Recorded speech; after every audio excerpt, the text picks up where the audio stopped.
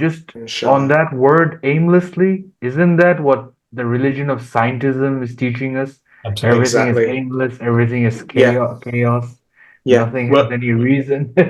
We're literally lost in space, like the Yeah, old television show. We're lost in space without direction, without cause, without exactly. aim, without purpose.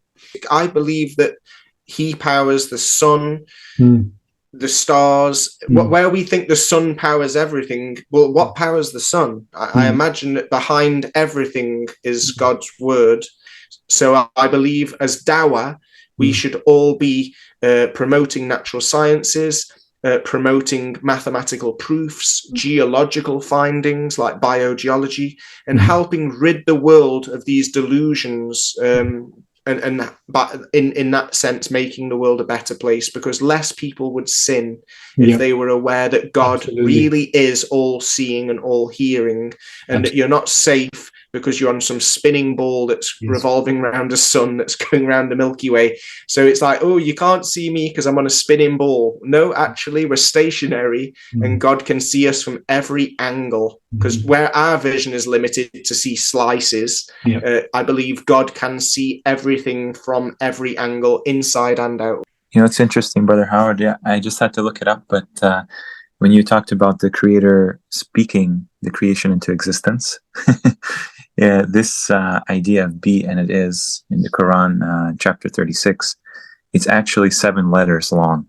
Kun fayakun. Wow. Oh, Wow. Oh, wow. Wow. I didn't know Oh, that. man. I'm going I to didn't write notice that that. down. 7 letters. Yeah. Also, this is a Surah Yasin, and it's well, even traditional Muslims also know it as the heart of the Quran. So Exactly.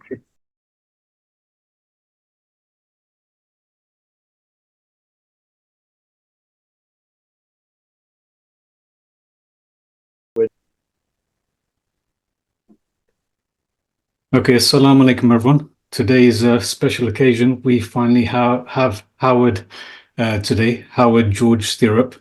Assalamu alaikum, brother. How you doing? Assalamu alaikum, Awais. It's nice to see you.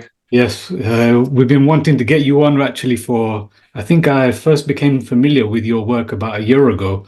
And when I was first diving into this whole level Earth issue, or, just recognizing that there is no spinning globe and that the Quran confirms that. So as I was going deep into this, someone referred me to your efforts on EF Dawa, and I think a few other Dawa channels. Yeah.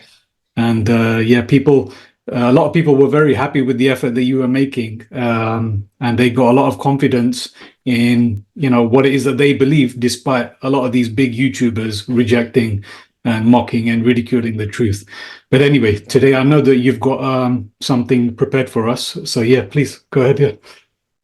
Awesome. I'll share the screen and let's see how this goes. Okay. So, thanks to the Quran, I saw that Earth has a lot of sevens. We know that there's 7 layers to our skin.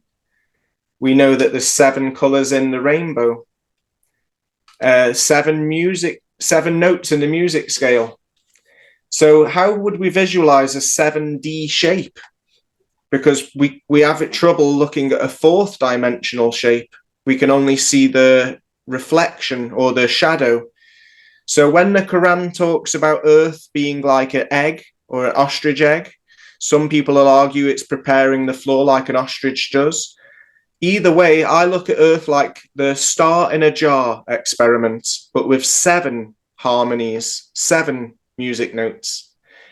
And we can see in the Quran that it talks about Allah holding back the heavens from the earth, from leaving their existing state.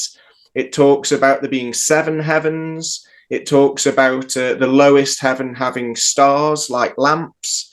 So just like we see the star in a jar experiment, but with 7 frequencies, we can imagine that the water and the earth has been separated, but that only God knows the unseen of the heavens and the earth.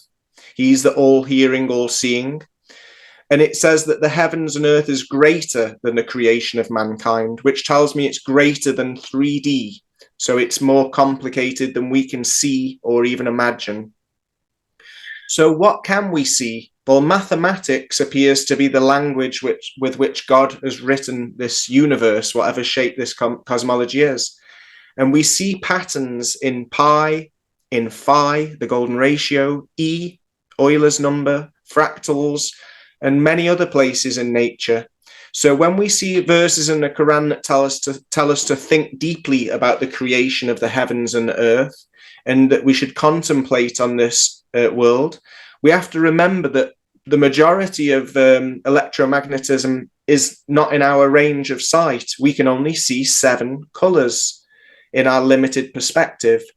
So we know there's infrared and ultraviolet out of our perception. So we can imagine that the 4D, 5D, 6D, and if there is a 7-dimensional shape, that it would be impossible for us to visualize. So with microscopes and numbers, we can at least see slices of our reality. And we see that the cell is created by division. So it doubles and doubles and doubles. We also see the golden ratio, or known as golden spiral, in mathematics and in vegetables like the Romanesco, just like we see fractal patterns in the Mandelbrot set when people put in the mathematics into computers and generated imagery. Just like we see fractals in snowflakes. Every snowflake is like a pupil. There's no two are the same. It's like a recording of the electromagnetism in that moment that it was frozen. So when we look at math, we can find that there's some signs that God has left for us. And vortex math is a method of calculation where, just like the cell that doubles or splits, we can see that 1, 2, 4, 8, 8 plus 8 is 16, which 1 plus 6 is 7. And then 16 plus 16 is 32. 3 and 2 equals 5. So we can see that as we follow, like the hand goes around the vortex mathematic calculator, when we get 64, 6 plus 4 is 10, 1 plus 0 is 1. So forever, we can keep going around the calculator doubling, and we'll always go in the same direction, kind of like the infinity symbol. We can always also go round clockwise, and just like 1, 2, 3, 4, 5, 6, 7, 8, 9, 10 equals 1, 11 equals 2, 12 is 1 plus 2 equals 3. So we can keep going round and round and round clockwise as well. So we can see that there's signs been left by our designer, our intelligent designer, for us to acknowledge and for us to search for and for us to check and test all things, like both the Bible and the Quran say. So the first thing I want to share with everybody is when we take the mathematics multiplication tables, where 2 times 2 is 4, 2 times 3 is 6, we can reduce these results back down to the digital root, just like we found with the vortex mathematics. And when we choose just one of those numbers from the results and color it in, we find a pattern. And when we mirror the pattern around into a 360 degree grid, like with the kaleidoscope, we see the full pattern, because we're only looking at one dimension. So when we multiply it around, we see a full 2-dimensional version of each number. 1 appears like a star, 2 appears like concentric circles, 3 gives us like a flower pattern, and 4 gives us like squares, or like a cross in the middle, and then concentric squares. Sorry, can I ask? Of course. Is it possible for you to pause it there? Or? Of course it is. If you could go back, could you repeat that again? How you're getting those patterns with these numbers? I know Brother Igor and Brother Imran, I think, is in the background. They probably understand this way better than I do.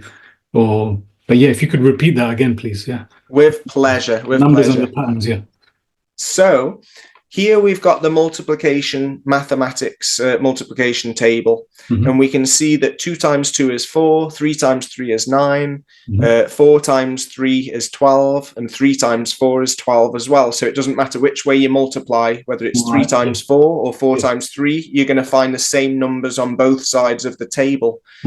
Now, if I choose number 1, yes, first we have to reduce the results. So if 10 is 1 plus 0 is still 1. Where 19 is 1 plus 9 is 10 again, so it's still 1. So we can reduce the results to single digits. These are called the digital roots. And with the digital roots, we choose a number like number 1. And if we color all the number 1s in yellow, we start to see a pattern. But the problem is we're only looking at a quarter of the pattern. So what I do now is I mirror the results around to make a 360 version, a 2D picture. Just like a kaleidoscope, you're only looking at 1/4, but the mirrors in a kaleidoscope help see the full pattern. So what we do now with that image, we mirror it down, mirror it to the side, and mirror it in diagonal, and we get the full pattern. So number 1 from the multiplication results actually gives us a pattern. I see. And this is just 10 by 10. In a minute, I'll show you what the results for 20 by 20 give. So each number gives us a pattern, which is very interesting because you wouldn't expect patterns, especially floral patterns, to come from mathematics results, but they do. So what we do now is we take the results from 30 by 30 and we reduce them to single digits. And this will help us see more of that pattern. So here we look at 5, 10 by 10. But if we look at 5, the results of that give number 5 30 by 30, we see that that pattern just goes on and on and on. It never distorts, even when we zoom out. So when we look at 6, which is similar to 3, it's more of a floral pattern. We can zoom out and multiply more, and we start to see it's still maintaining its pattern. So when we look at 7, the same again. It's like a star, especially when we zoom out, or you could say concentric circles again. So each number has its own pattern. And what's interesting is that these patterns, no matter how much you calculate, whether you calculate 40 by 40, 50 by 50, 100 by 100, the patterns never distort. They continue to go outwards for as much as you calculate, where 9 is different. 9 doesn't seem to repeat the same. It actually gives us a grid pattern, a grid that carries on forever. But it's like the Matrix, where we find all them television screens. When we mix the results from 3, 6, and 9, the net becomes a cage.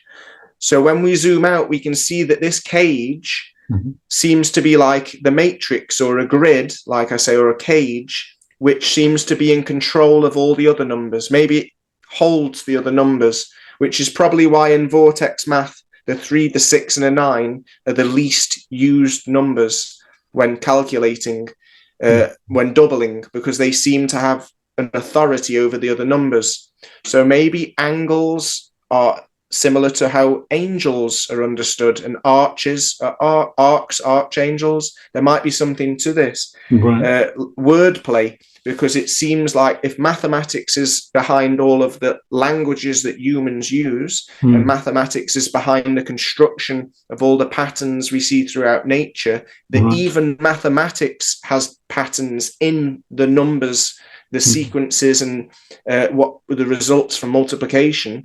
When we look at the results from the division table, which is a little bit more complicated, because we seem to get a lot of decimal, a lot of digits after the decimal place, as you can see, there's always going to be a 1 through the diagonal middle, because 4 divided by 4 will be 1, just like 6 divided by 6 will always be 1. So no matter what the number, we'll always get a 1 through the middle. And we notice that unlike multiplication, the results are different on both sides, because 4 divided by 3 gives a different result than 3 divided by 4. So in this case, we get 2 different results on each side of the line, which we'll come back to in a minute. But either way, we reduce those digits down to 1 digit, and it's a bit more complicated, but there's a key, there's a reference for how to do it on the side there. So 0.1 is a 1, whereas 1.1 would be 2. And 1.11111 would still be 2, because if there's no digit, if there's never a change in the digits, it's like 1.1. It doesn't change. Right. Whereas if it was 1.12, then we would add the 2, unless it was like the one underneath it, which is 0.15555. If the 5 doesn't change, we only count the first 5. So it would be 1 plus 5 equals 6. This is how you reduce numbers to their digital root. Yeah. And forgive me if I wasn't, if I didn't ask at the beginning. So this is what you're showing here is divine mathematical proof for the existence of the Creator. Is that right? Oh, yeah, because it's one thing for us to find patterns in nature, but for us to find patterns in mathematic numbers, which are supposed to just be, we're supposed to have discovered mathematics. We're supposed to have just invented it ourselves, right, because it's supposedly just something that is. It's like a natural law. Right. But this suggests that mathematics hasn't been discovered or invented by us, but rather it was been written. Mathematics is a law, and it has got intelligent design behind it. Because just like we're seeing beautiful patterns now in these numbers, we're also going to find more patterns in numbers themselves in a minute too. Okay. So this is just the results from division. So you wouldn't expect any pattern to come out from this, but funny enough, it does. And even more intricate than the multiplication. See, multiplication seems to be positive, higher dimensions, where division goes normally under the 0. So it might be the lower dimensions. And just as we know, we have free will. So maybe when it's 0 and under, a lot more can happen. So just like we saw, the results... What do you mean? What do you mean when it's 0 and under, a lot more can happen? What do you mean by that? Well, maybe the angels are bound by more law, so they don't have as much freedom. So when we see how the multiplication, when you multiply it by more digits, it maintains the same pattern forever. With division, the more we multiply, the more variety we see in the patterns. So it's like a never-ending story. It's as if, because we have the option to sin, it gives us 2 results, right and wrong, maybe. And the fact that we have some free will seems to give us a never-ending story. In other words, the more we calculate, the bigger the picture, and the bigger the picture, the more details, the more variety. You'll see what I mean now. Because if you notice the picture on the right, there seems to be a horizontal pattern of 3, let's say 3 lines, vertical lines, where if we look at the vertical axis, the up and down, we can see that there's 2 squares and 2 lines, 4, let's say, blotted lines. So there's a different pattern going vertical as there is horizontal. And that's because the results on the right side of the number 1 on the left, we can see are different than the numbers on the left side of the number 1 yellow line. So what we do, pattern for the number 7 or the number 1? Exactly. We're looking at the number 7 coloured in. And when we colour in the number 7s on both sides, we get the original number 7 pattern. But watch what happens in the next stage. Just like that we say there's 6 days of creation, we've also found 6 stages in the numbers of division, which is very interesting. So stage 2, if we just focus on the results on the top side of the yellow line, and we actually mirror them so that we see the same results on both sides, we now get this new pattern, which is more standard than the original pattern. It's the same pattern, vertical and horizontal. So we call this stage 2 of the number 7 results. So stage 3, which we'll see in a second, is the opposite. We take the results from the bottom side of the yellow line, the number 1 line, and we mirror them on both sides. So we see the full pattern of the horizontal pattern. And again, it's completely different than the first stage and the second stage. It's completely different. So what happens if we mix both patterns together? Well, it's the same as if we put both numbers together. We've got this first stage, the second stage, and the third stage. So if I take the second stage and the third stage and put them together, I'll get the fourth stage, which is exactly the same as if I take the results and I add them. So if I take the 7 in its original place on the right, but add it to the result that comes when I mirror it from the left, I get completely different numbers. I get the numbers in more places. So where there's a 7 on the right, there's also a 7 on the left. Where there was a 7 on the left, now there's a 7 on the right, if I make sense. So I'm using both positions. Oh yeah, it says it on the bottom. I'm using both positions of the numbers that were on one side or the other. And I now get a new pattern.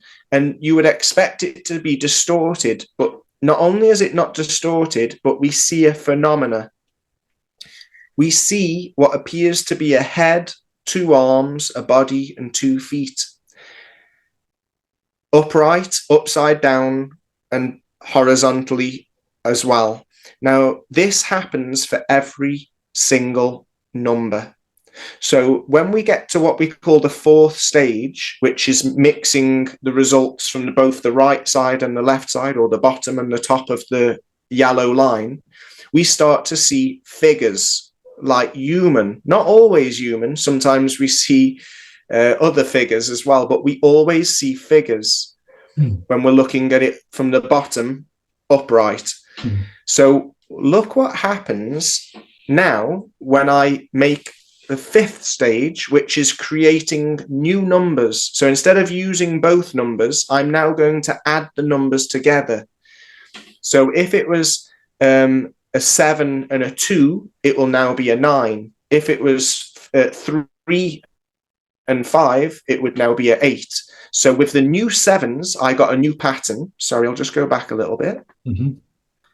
Which gives us a bit more of a complicated floral design, but still a flower, like with a center point, like, and the petals coming out. Now, if I add the fifth stage numbers with the numbers from the fourth and the fifth stages, that gives us 3 options for where the 7s could be. And now we see a stronger figure. Now, this could be coincidence, but it seems very, very strange that each number has the same result. Every time we get to the 4th and the 6th stages, we have strong-looking figures, which have a head in the middle, the body and the feet now become like legs. This happens for every single number when we divide. And the more we divide, the more numbers we divide, the more results we have, the more complicated the patterns become. Yet again, number 9 gives us a net, but an inverted net, as if we're looking at it from underneath or inside out. And just like before, numbers 3, number 6, and number 9 work like a cage, just like in the multiplication.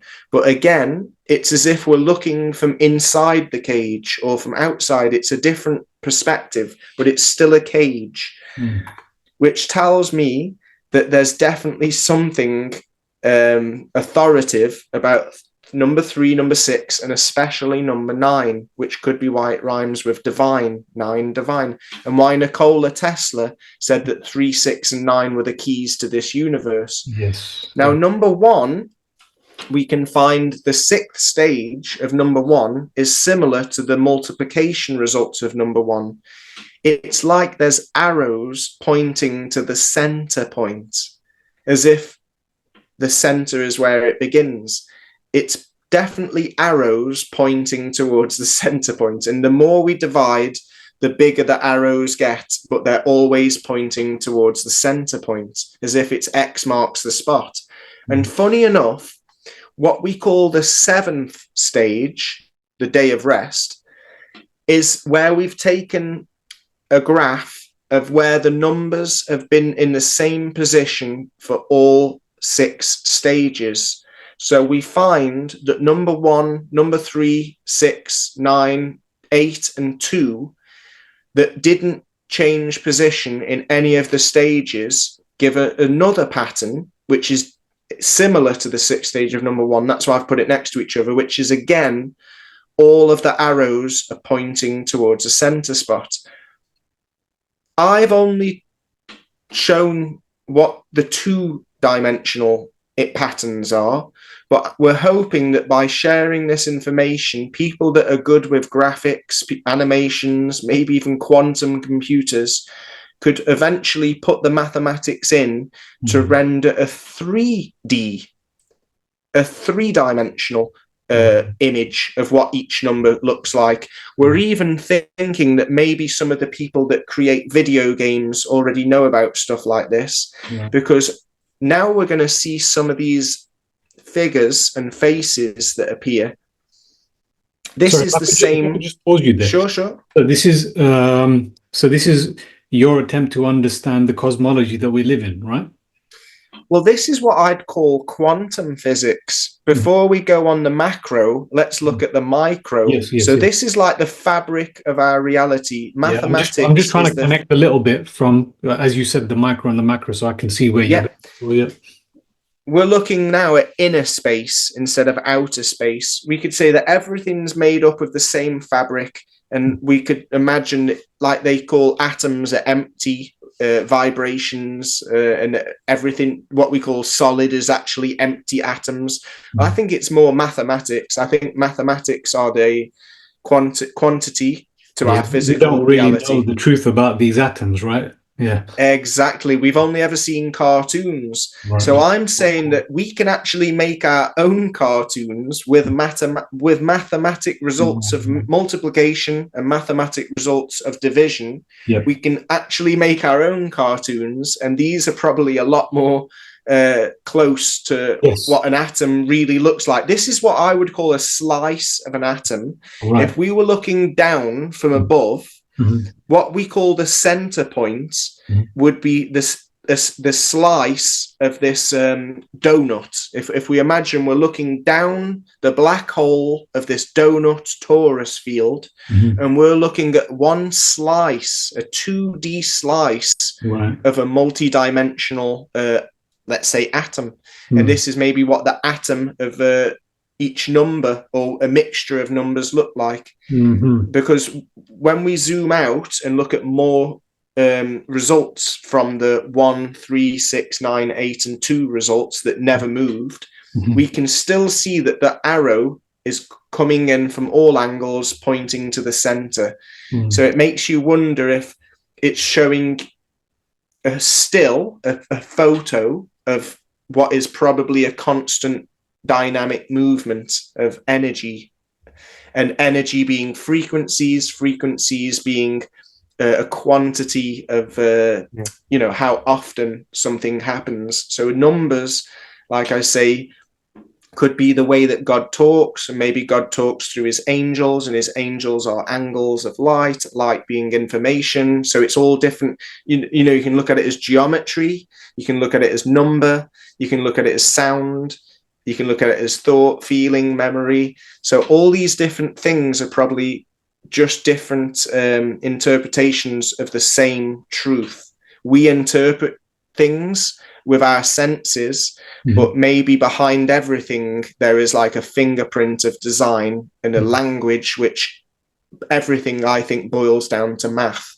And maybe our digits are invented for us to help visualize and have a concept of math, but math in itself, I believe, is real.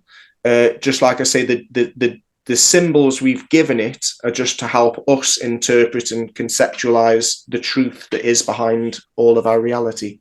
Well, I just want to say the reason why I appreciate this is because a lot of the times when we point out what is clearly questionable or lies, people say, okay, so what is the truth? And many times we don't exactly have an answer. So that's why I really appreciate this. This is obviously an attempt to fill in some of these gaps. Yeah. Exactly. This is just my interpretation of facts. The facts are on the screen. All I can do is give my understanding and interpretation. I aren't the mathematician that found this. My friend came to me as an activist. He saw that I was promoting and raising awareness about things. And he said, I'd like you to bring light to this because I've been inspired. I asked for signs and I've been inspired. He says, I'm a good mathematician, but I would have never come to this on my own. So I believe that he's been inspired by angels and that we're supposed to help bring this information to light because we have an audience on YouTube, and hopefully some of our audience are going to be mathematicians, like I say, graphic animators, maybe YouTubers, bloggers. All sorts of people can take this information and add to it and help us progress, because I believe this kind of information can help get rid of atheism, because that's, to me, the biggest thorn in everyone's back. Because if scientism didn't exist, if the globe model wasn't giving everyone a delusion, I don't think atheism would be very strong, and I don't think that evil would have such a strong reign on this earth. So I believe as Dawa, we should all be promoting natural sciences, promoting mathematical proofs, geological findings like biogeology, and helping rid the world of these delusions, but in that sense, making the world a better place, because less people would sin if they were aware that God really is all seeing and all hearing, and that you're not safe because you're on some spinning ball that's revolving around a sun that's going around the Milky Way. So it's like, oh, you can't see me because I'm on a spinning ball. No, actually, we're stationary and God can see us from every angle, because where our vision is limited to see slices, I believe God can see everything from every angle, inside and outwards. Yeah. Just to add to that, I'm going to clip this actually at the beginning of this.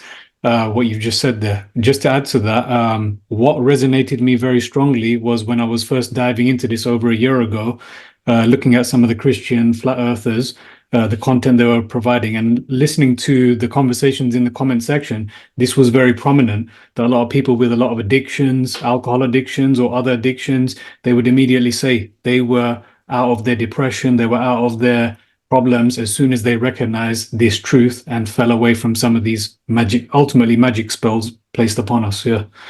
Yeah, totally. Because even people that have a belief in a creator, they don't feel very connected. They definitely don't feel very close if they believe they're an infinitely small speck of dust on a speck of dust that's floating around a star that's shooting around the Milky Way, that's just one of many galaxies. It's like, how important, how relevant can we be if we're just irrelevantly small, lost in space, without direction, without anything?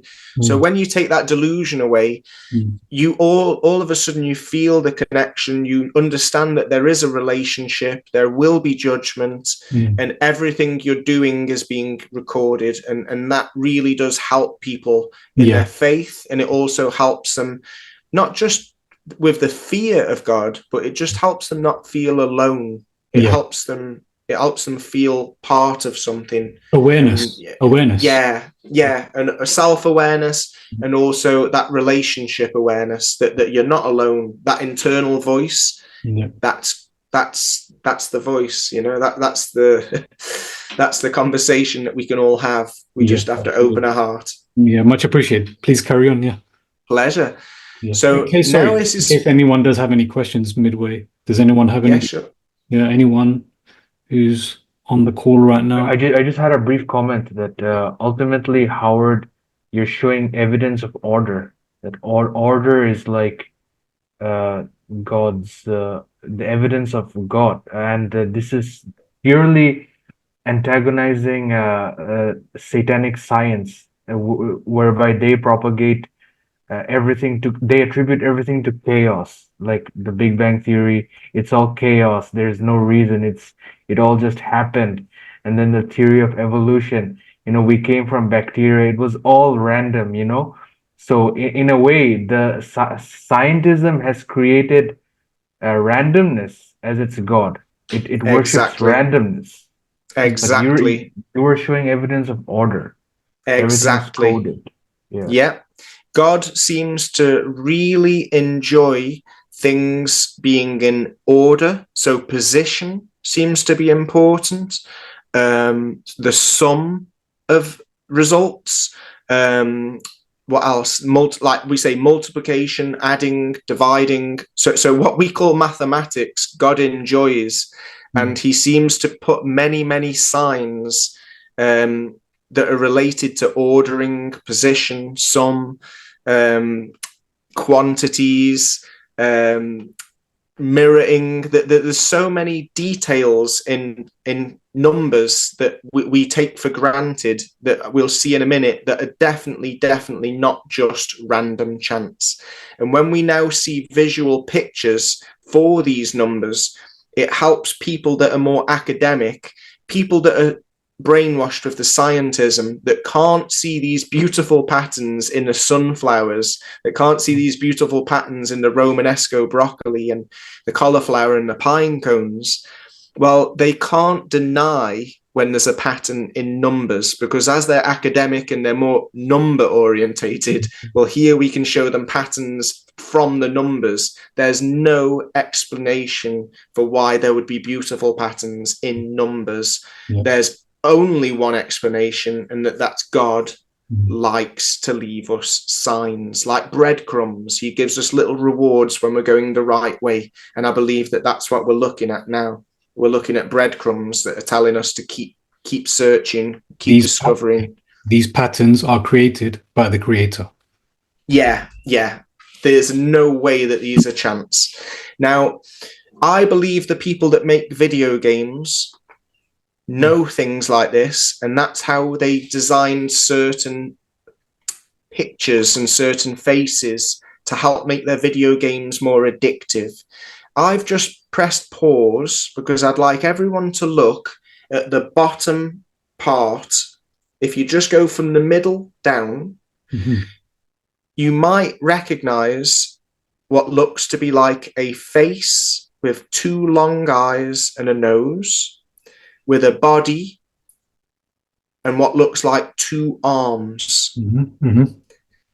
Could be coincidence. But if we look at the top half, now the same image is reversed.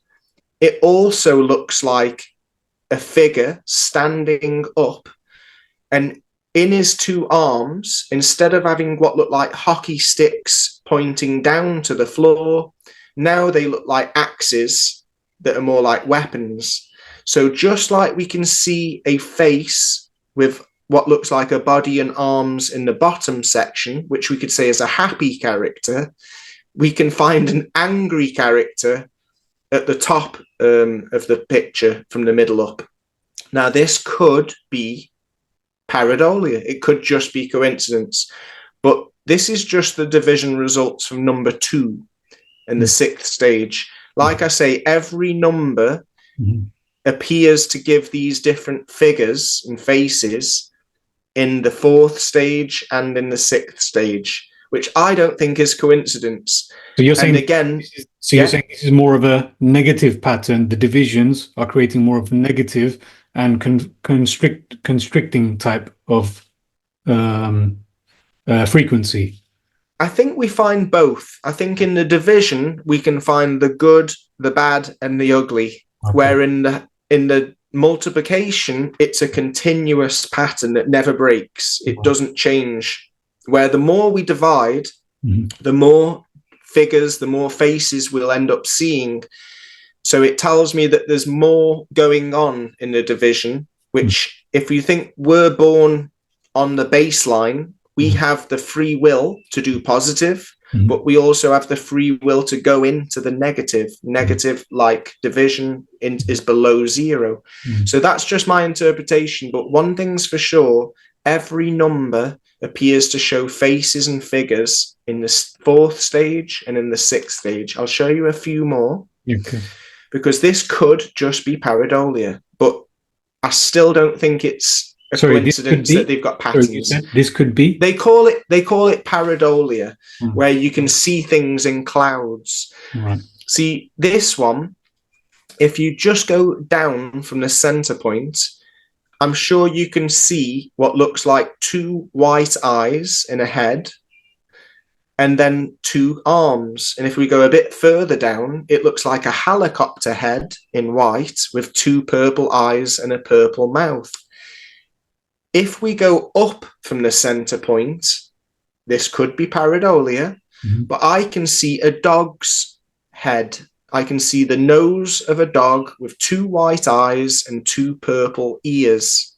You can see many things. You can see 2 women standing next to each other. So this is where it may just be pareidolia, but it's as if you can find imagery in these patterns. Dogs' faces, what look like alien heads, helicopter-looking faces. So could we be looking at some of these entities that are in different dimensions? Like when people take these psychedelic drugs and they see entities that they don't normally see in reality, and people wonder if it's in their imagination, or is it jinn, or is it energies and things that are in other dimensions that we're not supposed to see, but are possibly the fabric of our reality? And could this be why we see faces appear like dogs in nature and stuff? Because maybe they're all in the code and maybe different.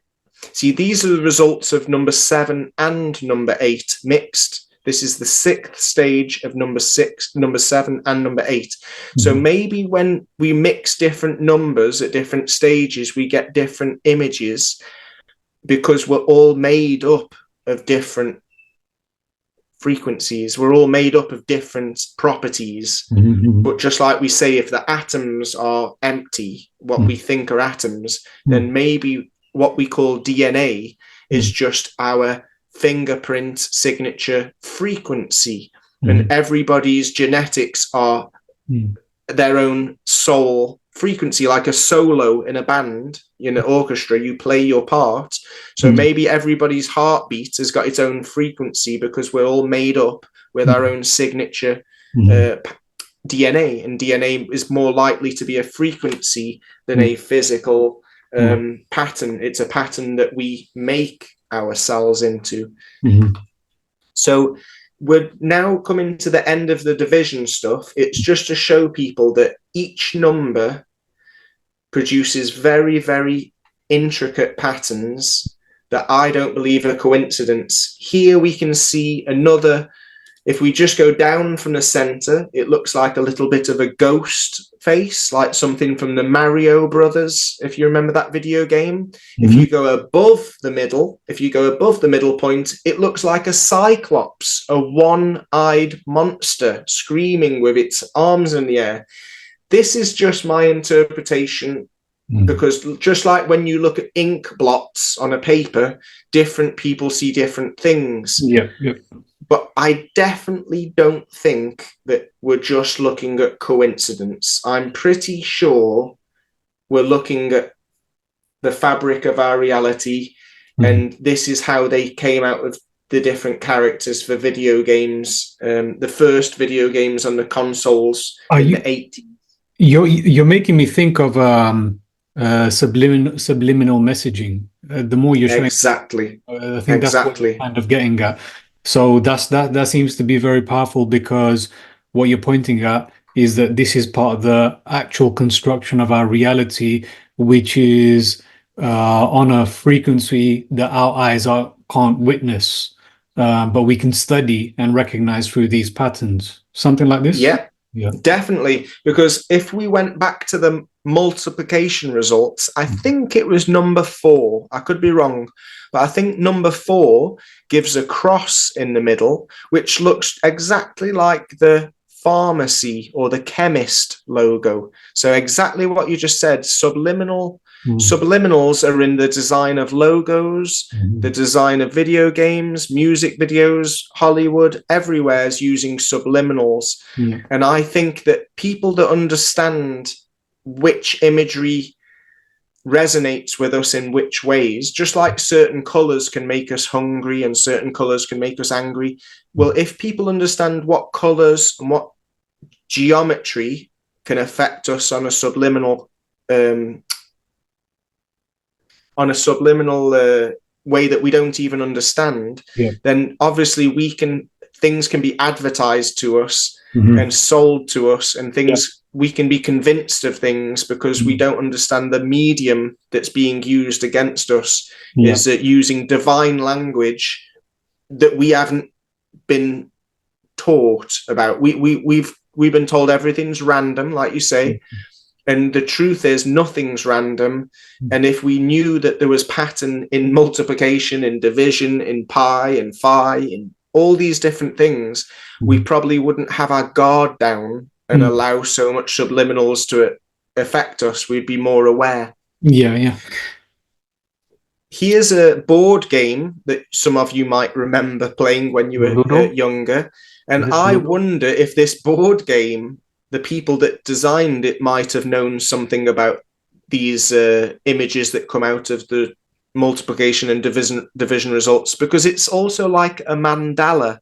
When we look at mandalas, there's always a center point with circles and squares growing from the center outwards. So it looks like there's either things pointing towards the center or growing from the center in board games, in mandalas. And just like we see on the right side of the screen, again, I can't remember which number results they are, but again, you can, if you look at the top image on the right, the top above the middle, I can see what looks like a cool Bart Simpson kind of face. And if I go down from the center, I can see what looks a little bit like a dog or a cow or a bull kind of face. And if I go down to the bottom right picture, again, I can see what looks like a bit of a Zulu man with something on his head at the bottom part of the screen, and at the top part of the screen, what looks like maybe like a red Indian with something on his head. And then you can see the rabbit in the white inside the face, or you can see the what looks like a devil with horns in the white on the bottom of the screen. So again, you can find different things in there. Some of it is most definitely pareidolia, but could it be that there are patterns in there because these frequencies exist throughout nature, and maybe this is just the building blocks and why things look the way they look when they manifest in nature? This is just my interpretation, but there definitely seems to be something to it. Yeah, Brother Howard, that was not the one to interrupt, but I just noticed when you were pointing out those pictures, the top right corner one, it's like if you look on the bottom half in the middle, I don't know why, I just see like a bee, like the insect in there. Like you can have the two eyes and there's a wing on either side with the bottom abdomen of the bee. Yeah. And it's just so interesting to me because you said top right? Top right? Yeah, the first one, the kind of from the top. I can see it now. To me, it Yeah, it looks looks like like four bees. a ninja turtle to me, but yeah, I can see it. And then the other one, it's like I see four trees on the bottom. There's four trees, and the branches are pointing towards the middle.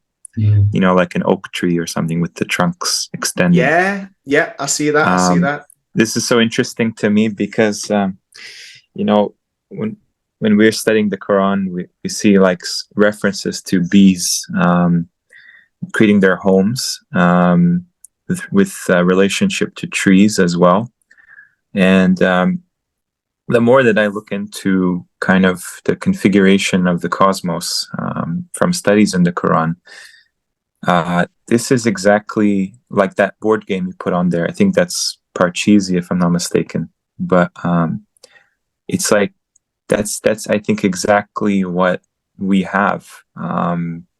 It just confirms so much to me. Like there is some kind of a center point that everything is kind of, you know, tilting around, and there's kind of like four divisions or different colors associated with it. I don't know, but it's kind of freaky, you know, when you're showing this mathematically, like through geometry, because geometry includes the earth, right? Because geo has to do with patterns of the earth. So I'm thinking, if this is what we're seeing in mathematics, of course, like they took the name out of the earth. That's exactly what we're seeing. You know? Yeah, you're right. Geology is the study of Earth, and geometry is the measuring of Earth. So yeah, it's literally all in the words. The corners, and funny enough, there's the four corners of the rug or the carpet. Right. It's there again. So yeah, it's all related. So that was a little bit long-winded, but that was just to show you that there is pattern, and this is how I see Earth. I see a big torus field of dynamic numbers, just toroidal movement, constant movement, and we're somewhere in the middle of that. Mm-hmm. And from our perspective, it's flat, it's level, it's stationary. But maybe from outside, it's totally different. It could be just way too complicated for us to actually visualize. So that was my explanation of why I believe we need mirrors to help visualize these lower dimensions, these to help see the full picture, even in a 2D version. We need the help of these mirrors to see the mathematic results. So here I'm just going to get into why pi is also very interesting. See, pi is how we get the how to get a perfect circle, how to work out the area of a circle. Well, funny enough, if we divide 1 by pi, the first 9 digits actually give us the results of 1 divided by phi. And what's even more strange is if we took the first 10 digits, it actually gives us phi.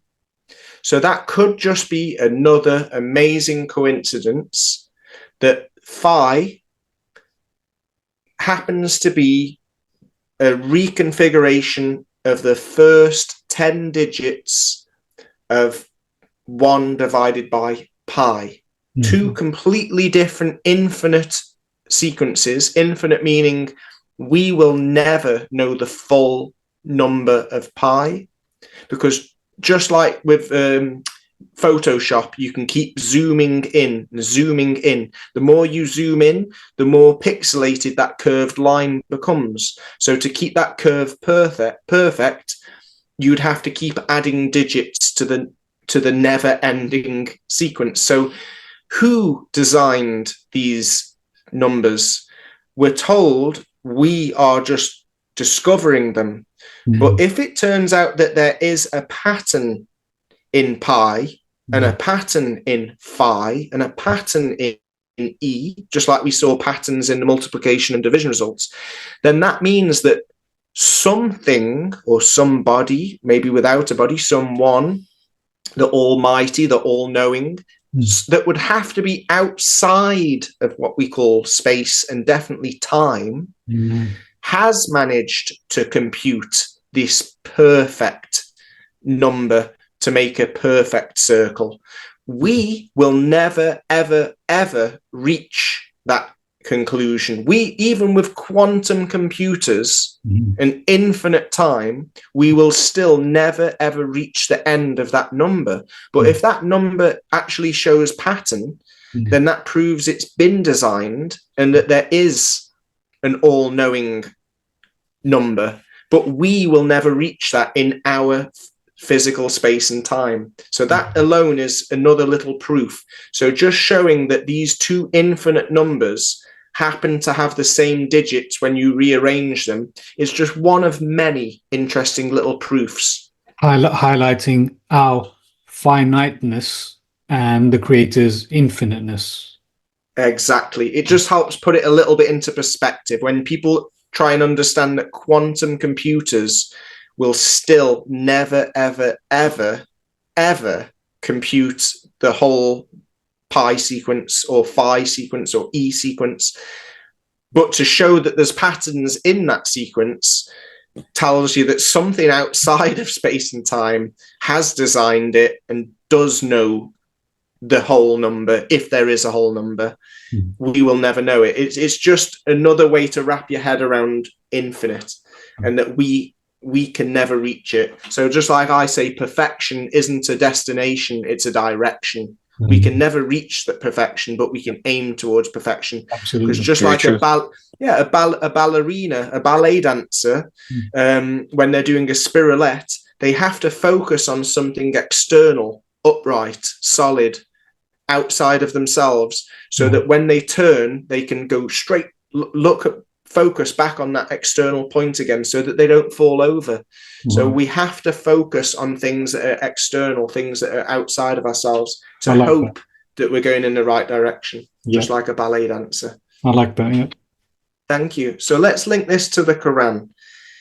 The Quran tells us that in many verses and in many translations, the earth is level, lands. It's like a floor, a bed, a rug. And as we know, a bed and a carpet or a rug has four corners. So I am imagining that when the Bible talks about four corners and the Quran talks about being a carpet, it might be leaning towards the same truth. But like we said, the creation of heaven and earth is greater than the creation of mankind. So I don't think we'll ever actually have a perfect model. But we see in plenty of examples and plenty of verses that it does talk about 7 heavens and likewise for earths. So just like we saw there's 7 layers of skin to the human, there's supposedly 7 energy centers, which they call chakras. There's 7 holes in the human skull. There's 7 colors in the rainbow. There's 7 music notes in the 7 notes in the music scale. So, and there's 7 days in a week. So it seems like maybe Earth is 7-dimensional in my understanding, because even the Bible says that there were 7 lamps of fire burning before the throne, which are the 7 spirits of God. We know there's 7 visible celestial bodies in the sky. We don't count Pluto and Neptune because we can't see them with the naked eye. But if we count what we call the planets and the sun and the moon, there's 7. Okay. So 7 chakras in the human body, 7 celestial bodies in the sky, 7 layers of skin, 7 heavens. So I'm pretty sold on there being 7 dimensions to our Earth. And when I talk about the star in a jar, this experiment is a jar of water that's in a vacuum, you could say, so it's sealed, just like we have a firmament with waters above and waters below.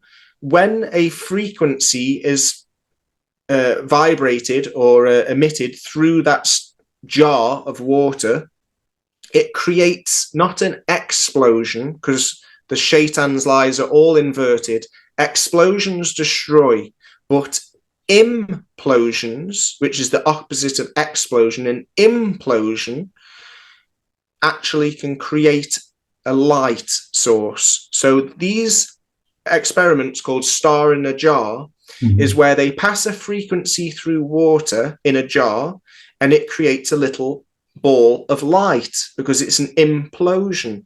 So we could class that as the sun. Now, if you had 7 frequencies going through that jar, you would have 7 different colors or 7 different light sources, or maybe 7 shades to that light source. So I'm understanding that we're in a star in a jar, Earth. Only God knows the true shape, the true dimensions, but there's a lot of evidence that the heaven and the earth come into being in Surah 41, verse 11.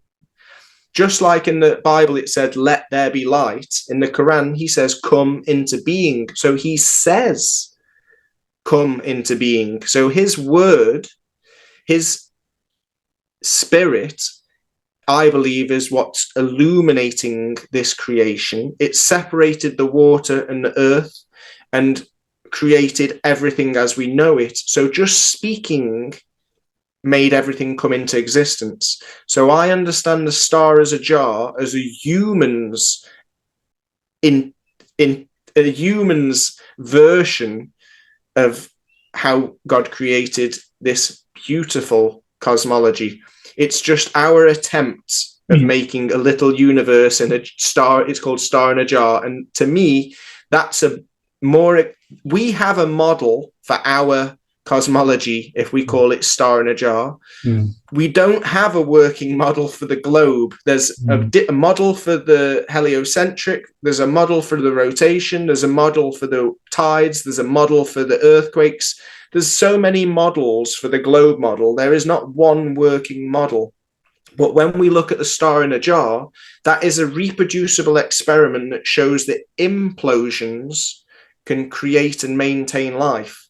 No experiment can show an explosion that creates. We can only do experiments of explosions that show destruction. So the star in a jar is our best attempt to show atheists that using science, we can replicate on a very small, simple scale what the Quran is talking about when it says in Surah 41:11, come into being. Just on that, if I can. So you spoke about the star, speaking something into existence, and you're speaking about the Quran in reference to the Quran. And so I just want to mention that I was having a conversation with one brother, and he was trying to understand, because the Quran speaks about where the Creator has a position, but at the same time, Allah is described as being as close to our jugular vein. Closer than our jugular vein. So we have these 2 positions that we're given. That, there's a place for the throne, I believe. Someone can correct me if I'm wrong here. There's a place for the throne, and at the same time, we're told that Allah is closer than our jugular vein. And I thought, isn't that interesting? It's also spoken about how this came into existence. Allah said, be, and it was. Yeah. So if you put all of this together, I'm trying to think about that, and you do get this picture that there is something about this whole spoken frequency existence, and that's why there kind of is a position that we can't maybe exactly understand, but at the same time, through the speaking, that's how the Creator is that close to us as well. I'm not sure. I'm open to this, but yeah, I just thought I'd put that out there. Yeah, there's something about that makes sense to me too. It's like the Christians call it the living word. Right. So in other words, the energy that God has put into this creation, he can be outside on his throne, but his energy, his intent, his consciousness can also be here with us. It can be powering us. I believe that he powers the sun, the stars. Where we think the sun powers everything, well, what powers the sun? I imagine that behind everything is God's word. Yeah. And God's word can be in here vibrating, empowering all of us. We can all have our little solo, but like they say in England, we're living on borrowed time. Yeah. So my soul is only what I do with this energy while my heart's beating. And then when my heart stops beating, that energy goes back into something else. So it's like energy doesn't die, it transforms. Yes. So I believe God's spirit is what powers everything. Mm-hmm. And we're living on borrowed time. And what you do with your solo moments while you're playing in your little part in this orchestra, you have the free will to do good or bad, but it's not your soul. It's just what you do with this energy while you have it in your meat, while you have it in your vehicle. And then when you die, that energy goes into other nature, and that nature then transfers into other things, and we're all living on borrowed time. But that time, the time and the energy is God's. It's all from God. It all makes sense that everything we're doing and witnessing is for His glory and for His recollection. And I just to throw this in there, when I used to drink alcohol, I sometimes had blackouts, and people explained to me that that's sometimes your own memory choosing not to remember, because it's like a defense mechanism. You don't want to remember how silly you were, or you know, how it wasn't you that was in control of your vehicle, so you black it out. Buried pockets of trauma. Yeah, I wonder if the similar thing will happen to us if we're all made in God's like image or His imagination, and this is all for His recollection. Maybe the people that sin will be blacked out of His memory, and the people that do choose to have a relationship or choose to worship Him will after life be blessed with His company in heaven, like as if like people that choose Him will be remembered, but people that deny Him will be forgotten, just like someone that has blackouts when they have a traumatic experience or too much alcohol. I feel that maybe there's something to that as well. But again, that's just me throwing something in there. That's pretty intense. That resonates. Yeah. Thank you. It's like people ask me what the soul is, and I say that. I say, to me, the soul is just what you achieve while you have the spirit beating your heart, while you're living on that borrowed time. Everything you do is being recorded. So your soul is eternal, because you will forever reflect, echo the good things you did, or you will forever echo in shame. So your punishment is in your own acts. So if you do bad things in the afterlife, when everything comes to light and everything makes sense, and you'll realize that you were being greedy or selfish because of your little short-sighted perspective. But when you realize that other people were suffering and other people were doing their best, you'll be so ashamed, or you'll be so grateful that you chose the relationship. And I think that's what the soul is. It's just a recording of what you contribute to this masterpiece, and we all have a solo part to play. Here, subhanallah, alhamdulillah. Definitely. Right, so we've got the star in the jar is what I would call our best physical model or experiment to show what Earth is. And when we look at different verses in the Quran and the Bible, we can see that it often suggests that Earth is multi-dimensional. The Quran talks about 7 heavens in many verses. The Bible, in 2 or 3 verses, mentions taking Paul to the 3rd heaven. So Paul didn't get to the 7th heaven like I think Muhammad on the night journey, but it does mention taking him to the 3rd heaven. So that tells me that even the Bible is suggesting that there's more than three dimensions. Sorry, I just have to say, when you do mention that about Muhammad and where he went, you're speaking, just for the audience, I just have to say that's in reference to the Hadith literature. Yeah. That's right. That's right. It was in the Hadith that he was taken to I think it was the 7th heaven, and saw everything from that perspective. But maybe when he came back to Earth, it wouldn't have made sense, and it would be impossible for him to explain it to other people what he saw. but he was granted that gift to see that everything is under God's order. Like they say, don't worship the sun, moon, and stars.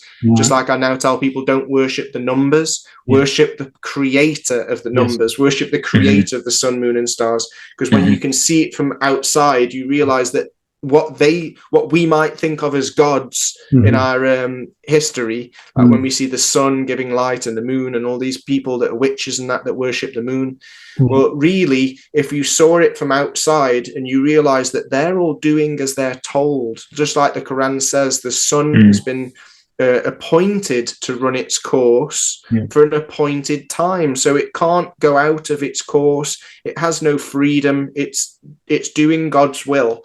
So to worship part of the creation is stupid. 100%. But sadly, that's what a lot of people do. You know, they're very short-sighted. They see the sun instead of what's powering the sun. I have something small to say, but Brother Eagle, please, I think you want to say something.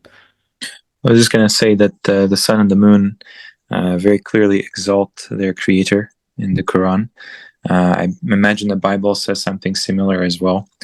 And they do change in their either energetic state or their power or their brightness as well. And that would not apply to God at all, because he doesn't change, and he's not just omniscient and omnipotent, but also omnipresent, which the sun and moon are not. I think it's interesting you put that infinity is associated with the heavens, because this is traditionally seen as a dwelling place of angels who have, like the sun and the moon, orders that they have to undergo. And you know, a lot of people have taken the angels as lords, besides God as well, based on this kind of like misunderstanding of how things are, how the Lord is obeyed in these higher realms. To us, it looks just like, you know, they just have so much power, but in reality, that's nothing compared to their actual master.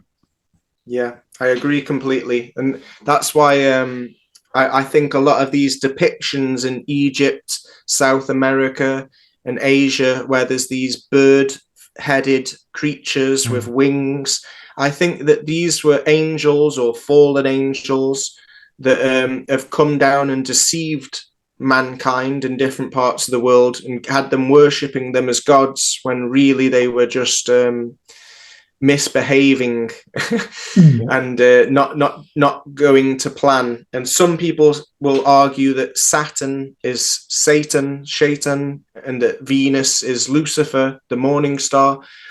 It might be that they manifested as physical in different times throughout our past and deceived humanity. Maybe that's why they're called wandering stars, like the fallen angels are the stars that decided to come and influence mankind in their own way and their own path. And that God allows this because he knows that at the end of time, everyone will learn their lesson. I believe that Shaitan, in the Bible, they say that Shaitan is the god of this world. In other words, that God allows Shaitan to do what he wants and to tempt people, and maybe for us to learn our lessons of free will. But I also feel like he's allowing Shaitan to be the deceiver, so that even Shaitan will learn his lesson, that at the end of time he'll be like, look, you had your freedom to roam, to tempt everybody, to corrupt everything, and look, you're not happy because the Rolling Stones have that song, I can't get no satisfaction, and I've tried and tried again. And I'm like, wow, that's God speaking through the demonically possessed rock and rollers. And the most honest thing they've ever said in their whole career is that they'll never get satisfaction chasing drugs, sex, and rock and roll. You'll never find satisfaction sinning. And that's the most honest thing that the Rolling Stones ever gave anyone. And I believe that's what the God is allowing Shaitan and the fallen angels and whatever jinn have sided with him. He's allowing them to run wild so that they learn that they will never find satisfaction going against his will. Yeah. But Just yes, that. I'm one. sorry, Howard. I just wanted to, may I, Brother Oais? Yeah, go for go. Please. I just wanted to say something pertaining to that animation you showed us regarding the toroidal fields, and you were saying that the Earth could in fact take this resonance, this structure, and it made me think that perhaps this toroidal structure is the geometrical resonance of what the Earth actually is, and the numbers of the mathematical patterns are the engine which confine us within God's will. Yeah, And yeah, our Right. free will can only operate, or it has enough space to operate within the confines of these mathematical patterns, which are bound or which bound this toroidal field. And maybe Satan, or sorry, the prophet, in that journey you're talking about, was taken out of this toroidal field, and uh, Mm. he was allowed to have this eagle's view of how reality operates, and maybe that was the journey of Isra and Miraj. I just wanted to say that. Mm. yeah. That's how I understand it. But I'd say that each heaven, when they call seven heavens, I'd say each heaven is its own toroidal field, or that maybe this toroidal field is made up of seven layers, maybe all Mm. intertwined, all overlapping each other. We'll Mm. see some graphics in a minute, and I'm sure you've seen graphics before where there's like seven layers to the onion, seven colors to the rainbow, but the rainbow is actually a toroidal field, and we just see one. Mm. We just see the rainbow because we're just looking at a 2D slice from our perspective of something that actually goes all the way underneath as well as above, and it also goes all the way around. But we're just Mm. looking at a slice of a rainbow, where really the rainbow is just the whole toroidal field intertwined and overlapping. And yeah, I feel like there's definitely something to what you've just said, that he got taken out, saw it from a bird's eye perspective, and everything made sense in that moment. Yeah. Before you do carry on with that, Just because I love this, but I just feel like I do have to kind of give a bit of a caveat, if you like. Yeah, I don't reject the narratives outright that are not from the Quran, but the more I study the Quran, I do question them. And so just recently, I was looking at where it was that, as far as I can tell, that Muhammad was given the revelation. And what the Quran says is that it took place at the highest horizon. I just wanted Horizon. to Horizon speak is the about word, that the as well. highest Yeah. horizon.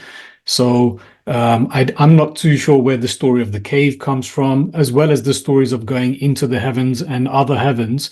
I'm not denying them, but I'm just making the emphasis that the Quran clearly states that he reached the highest horizon. And so, yeah, I'll just leave that to you guys. Well, the hadith says about the revelation of the Quran that, or not the revelation of the Quran. I think it was about the sighting of Angel Jibril, that Yes, when the prophet saw him, he encompassed the entire horizon.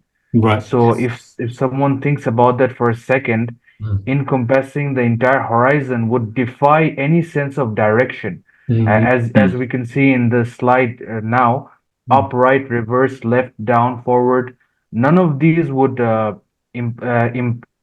implicate any the horizon, because the horizon encompasses it is outside the phenomenon of direction. Right. So it led me to think that maybe the angels Mm. are not bound within this toroidal field, and this toroidal field is only for human beings and jinn, and we have our dimensions, but perhaps Allah and His angels are like somewhere completely are not bound within this toroidal field. They're somewhere else, not yeah. bound by any direction. Mm. I'll throw the moon at this. The moon looks like it's coming into our dimension as it becomes Mm. the full moon.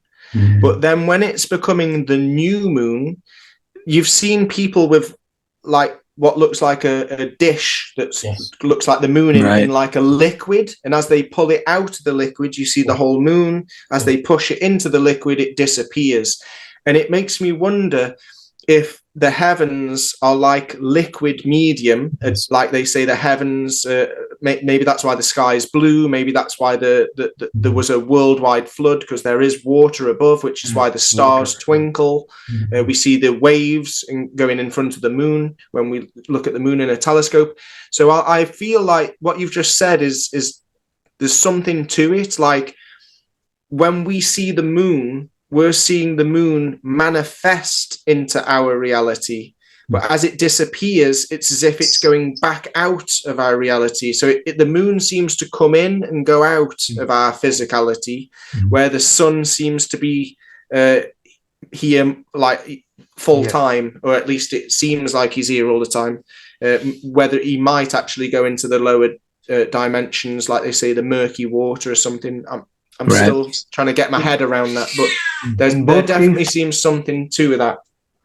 Yeah, In both cases, it seems as if they're swimming. The moon is swimming in and out of our point of focus, and the sun like swims under murky. It seems like there's the waters above phenomenon is like very significant, and Yeah. maybe a majority of reality is water. You know, some kind of water. The Quran does say that these lamps are in the lowest heaven. So make of that what you will. As far as I can see, that means to me that these lights that we see are in the lowest heaven. So again, I can't say I've got it worked out, but it does seem to me that yes, what Howard just mentioned about the moon, what we've seen about that water, what you were just speaking about, Sadi, yeah, clearly that these lights are either within that first heaven or they're within that first heaven and maybe making a movement slightly outside. I don't know. Yeah, I'll leave that to you guys. You guys probably understand this a bit better. Yeah. That's why I keep coming back to the experiment star in a jar, because if we're in a bubble, if we're in a toroidal field, which is like a bubble in water, and that bubble is being maintained by God's saying coming to being. So his word there's the frequency, the divine frequency, which I imagine has got seven layers to it, or seven, you might have said 7 words, or you might have said 7 syllables, or there's something about 7 which gives us these 7 colors, 7 music notes, 7 heavens, 7 layers of skin, 7 holes in the head, there's 7 everything. So it tells me that the star in a jar is the most the most solid way we can reproduce a model of what Earth could be like. It's the closest I think we'll ever get to reproducing how the Big Bang, what they call the Big Bang and all this. Because just like you said, if the stars are in the first heaven, then that tells me that, like the star in a jar, all these stars and planets and sun and moon, they're all swimming around our toroidal field because God's word commanded them to, and that command is the vibration that powers them, that lights us, that empowers us, that lets everything grow. And that's why they've got an appointed course, and that's why they have an appointed term. And God knows the past, present and future, because he's outside. It's like he can watch this DVD whenever he wants. He can rewind, he can fast forward. It's all up to him. He has the glory. He's outside of this snow globe, or whatever you want to see it as. But yeah, the star in a jar tells me that explains why there's stars in the lowest firmament, lowest canopy, like lamps, because they're illuminating our night, just like the sun illuminates the day. And everything is set by course and by appointed time, because it's a masterpiece. It's a majestic masterpiece. There's nothing spontaneous or random about it. The order, like we were saying before, is so perfect. That I believe you're going to love the next part of this presentation. This is where it really gets juicy. Just for the audience, I don't think you'll find star in a glass jar on Google. I don't think so. I remember checking, I think about a year ago. I don't think you'll find anything in Google if you type in star in a glass jar. So just for the audience, in case they're not familiar, I would say that, yeah, as far as what you're describing, a star in a glass jar seems to be the only real scientific, as you were saying, experiment that can be repeated to explain our cosmological existence. But yeah, again, for those who aren't familiar, you can't Google it. We're familiar because we've looked at these alternative channels that give us this information. And that there is a proof. When Google and YouTube start scrubbing the internet clean, and it's nothing offensive, then you can bet your life that there's a lot of truth to what's being scrubbed. Because my friend Mike Wilkerson found a mountain that looks like a giant titan that's petrified. And because he started talking about, yes, Stellium 7, he started talking about this mountain, and within about 3 or 4 months of his video going viral, Google Maps, Google Earth have now painted over the mountain so that you don't see the caves, so that you don't see certain details. And this told Mike that he's actually onto something, where Mike was a bit skeptical, thinking, maybe, but I doubt it, it's too far-fetched. When he saw that Google have paid people to camouflage the mountain on Google Earth, that gave him and me a lot more certainty that, wow, maybe there is some truth to this. Because just like you said, if there's hardly any videos on the internet of this star in a jar experiment, there's a reason why they don't want people knowing about that experiment. And it's probably because it's a big key to this mystery, this scientism that they've put over everyone, that explosions can create when we know that it's the opposite. Yeah. So it's interesting, Brother Howard. Yeah, I just had to look it up, but when you talked about the Creator speaking the creation into existence, yeah, this idea of be and it is in the Quran, chapter 36, it's actually 7 letters long. Kun fayakun. Wow. I didn't know that. Man, I'm going to write that down.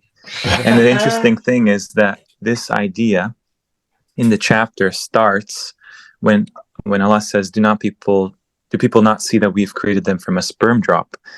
And then it ends at verse 83. I think it's verse 82 that phrase is used, be and it is. The whole idea starts. Can I keep up? The whole idea starts from. Can I keep up with you? Kun for you, kun is 7, yeah? So kaf, wow, nun. So you have kaf, nun, fa, ya, kun, waw, nun. Yeah. Ooh. Yes. No. Do that again, please. Yeah. Yeah. So you have kaf, nun, fa, ya. You don't count kaf again. Wa, nun. And the idea in the chapter it's mentioned in starts because the Quran is not in a normal type of,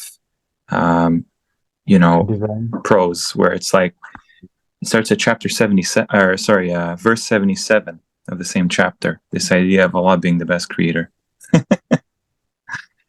When he says, "Do people not see we've created them?" Yeah, say the chapter 36, Yasin.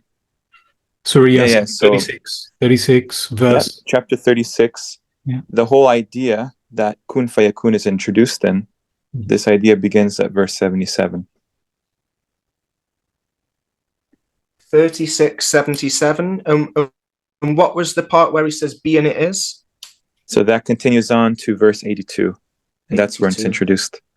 When he wills something, he simply says to it, be and it is. The interesting thing I think I mentioned before with your Brother Howard is this idea of kun is related to the word in Arabic for universe, which is kaun. And when you show that torus field, this is something that really screams about the kind of loose configuration that we would understand of a cone. It's even the same type of sound. Cone is like a 3-dimensional shape. Yeah. Then you have kaun is universe in Arabic. And then you have kun. This is like existence, right? So, and even the shape of a cone mimics the shape of a horn, like a trumpet, where we know that this is, the signaling of the very end, the reconfiguration of the heavens and the earth. Yeah. Yeah. And that's also produced sound as well, because sound is the, primordial force. I would imagine that everything comes from. Definitely. Here it is, guys. 7 letters. Also, this is a Surah Yasin, and it's well, even traditional Muslims also know it as the heart of the Quran. Exactly. Heart being an It's the anagram heart. for earth. The heart of the Quran has this. Yeah. I think Allah says this twice in the Quran, if I'm not mistaken. Yeah. Yep. Yeah. Sorry. Yeah. If you wanna let me stop. And it makes me also think an atom is a micro version of the atmosphere. Mm-hmm. So the atmosphere is the macro, atom is the micro. And then I look at the torus field and I think, well, that's probably what the atom looks like. And that's probably what our atmosphere looks like. So when they say as above, so below, as within, so without, I feel that, yeah, the atom and the atmosphere is probably just a micro and a macro torus field. Yeah, even the Prophet Muhammad, peace be upon him, was given something identified in the Quran in addition to it, because it says 7 of the oft-repeated narrations and the Great Quran. So people have always wondered what these additional 7 are, but it just so happens that this number keeps coming back. You're right. That's another one. I would imagine that these are some kind of maybe prior revelations that have been somehow melded and fused into the Quran that was revealed to him and mankind. And interesting thing too is the idea of the Quran being a sound that penetrates into the creation. This has been thought to, level mountains. So I can imagine sound being the most pervasive force. Oh yeah, the other thing too is you mentioned about implosion versus explosion. Yeah. And something that is very interesting, whoever these prophets were, they had some kind of a very advanced knowledge about this, because Allah talks about the story of Moses, the waters basically kind of spurting out of this stone. It kind of is like the opposite of explosion technology, where you have fire involved, right? But in this case, it's like water, where the water is what creates the springs coming from, inconceivably, a stone, a rock. I don't know how this works, but there's some kind of a, limitless, like your star in a jar idea, where the energy just has no logical explanation where it comes from, but it's definitely superior to the kind of fire explosion technology that we now have to use every day. I think you're right in that sense that our world is much more profound than we first imagined, given these concepts. Yeah, the whole idea of black holes starts to make a little bit more sense when I think of what you were just saying, like when you can crush a rock and get water from it. Yeah. It just makes me think that that's coming from an external, it's coming from an internal point, like a black hole. It's like this, it's coming from source. It's an implosion. It's not an explosion. It's we can't understand it with our 3D mind. Wow. But I've only just realized something my mathematician friend kept telling me. He says the first way to get pi, the infinite number sequence, the closest. Could you go back to sharing? Let me just disconnect mine. Can you go back to sharing your presentation, please? Oh, is it not on the screen? Yeah. I just wanted it was only for a brief moment. I wanted to show that verse. Do you want me to share again? Yeah. Yes, please. Yeah. Awesome. I've just realized. Yep, that's where 22 divided by 7 is the first way to find pi. It's the first way to divide, what do they call it, fractions to get pi. It's the first way you can get pi is 22 divided by 7. Of all numbers, 7 has a very important part. So why does pi matter? Well, let's hit play. I know this is Bible, but there are more Quran quotes to come. But the Bible mentions the earth is like a square having 4 corners, and the Bible talks about the heavens as a circle. Well, this is interesting because circles, as we said about pi, are irrational. They're infinite. So with numbers, you will never find the end of pi. But with geometry, we can easily half a circle. With geometry, we can figure out the area, we can figure out the distance, we can dissect these shapes with geometry. But with math, they're infinite. And that's interesting because if the heavens are infinite, meaning that they're not physical, and our earth, as we call it, the land, is finite, it is physical. So it makes me wonder if that's why they talk about earth having 4 corners in the Bible, and why the Quran talks about it being like a carpet or a bed, because it has corners. So it's finite, where the heavens, not just in the Bible, it mentions are greater than mankind. Let's have a look. So when they talk about squaring the circle in all these secret societies, I think that could be what God's doing. He's allowing finite and infinite, so physical and spiritual, or physical and metaphysical, are kind of merging. So it's like a dance. While God said, come to be, like when God said to the earth and to the heavens, be, I forgot how you worded it in the 7 syllables. That's the one. It's as if there's a dance between the finite and the infinite, and that's why maybe they say squaring the circle, because the land is finite and the heavens are infinite. And while we're being like the cocktail, someone behind the bar is making a cocktail, they're shaking it all around. This is why we're having this experience, because the physical and the metaphysical are one. While God allows it, we have bodies, but we're powered by his infinite spirit or something. So that's just another little interpretation. Why does this matter? Well, in the Quran, it does mention that, didn't they look at the heaven above them, how we built and constructed her?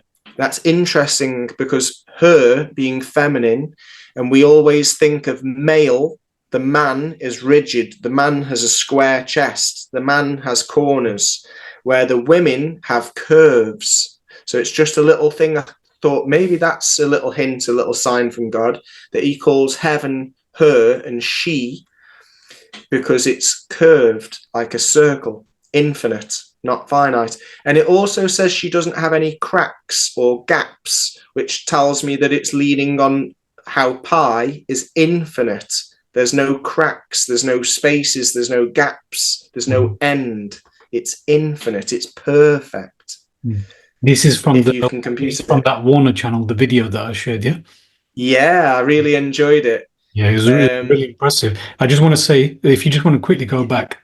So that word, banal, I just want to emphasize that word banal is, even in my language, my native tongue, and many other native tongues, it's very similar. Banal. Banal means make. Banal means exactly. And he speaks a different language than my native tongue. It's very common. It means to make something, actually, literally make something. It's not an explosion. Yeah. Interesting. Make something. Yeah. And in this next slide, is it the next one? And sorry, before you carry on. And she doesn't have any cracks, so she doesn't have any furuj. By the way, that word, so that word furuj is the same word used to describe how, if I remember correctly, how Maryam, alayhi salam, which is the mother of Isa, Yeah. she guarded herself. She was chaste, basically. She guarded herself. She wasn't inappropriate. As far as I can tell, that word faruj is basically a kind of like a guarding, and it's emphasizing how the heavens is pure and protected. There is no evil entering into those heavens, basically. Yeah. There you go. Yeah. Pure. I like all these words. Pure, Right.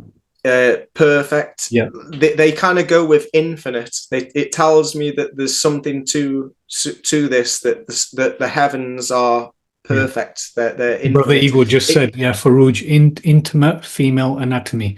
That's the word, yeah? So that's female anatomy. Yeah. There you go. And here it says he raised her again, height, thickness, ceiling, vault. He then made her symmetrical. And I thought, oh, that's another little hint, because pi is how to find the area of a circle. So symmetrical, it's, you know, a human can be cut in half, just like a circle can be cut in half. With pi, it finds the center, it divides the circle in half. I found that very interesting when he used the word symmetrical. I've been struggling with this myself, and when he used symmetrical, I thought he might have this, actually. He might have this right, yeah. So this could be something too that I thought I'd take that screenshot, because I only saw this video a few days ago, and I thought, ooh, it could be something to that. Well, I also love that Surah 65 verse 12, where it says, it is Allah who created the 7 heavens and likewise for the earth, 7 dimensions. His command descends throughout them. So you may know that Allah is most capable of everything, and that Allah certainly encompasses all things in his knowledge. The word encompasses, again, is used for circles, drawing circles, surrounding. So it just tells me again that if he's on his throne, he's not just above, he's encompassing. He's all the way around. He sees from every angle. So he's the master of all arches and angles. He's encompassing. So the word encompass is quite important again, because we're thinking of a higher dimensional being and a higher dimension of infinite potential. So I just thought encompass, symmetry. It's similar to lots of these depictions of God, the Greeks, the Romans, the secret societies, even the Asians, the Chinese artwork of Noah and Fuchs, I'm not sure if I'm saying them right, with their square and compass. This is what's inspired all the secret societies to have a square and a compass. Square representing the finite, the physical, and the compass representing the divine, the heavens, because it's an infinite shape. So it tells you that there's an infinite computing potential. Can I ask you to quickly just flick back one? Yeah, sure. I was about to ask the same thing. I wanted to. Okay, just go back to there. That one, the one with the symmetrical, that one. I've gone a little bit forward. There you go. Yeah, sorry, Howard. What do you think about the symmetrical bit? What is your interpretation of that pertaining to the heavens? To me, it's that first he separated the water from the land. So he made the bubble, this atmosphere, but then he strengthened the canopy by making it a perfect dome. That's how or at least from our perspective, it's a dome. Maybe it goes underneath as well.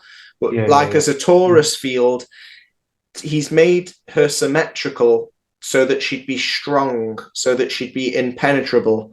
Because if she's infinite in size, perfect in shape, perfect meaning no matter how much you zoom in, you'll never find any pixelated straight bits. It's always going to be perfect.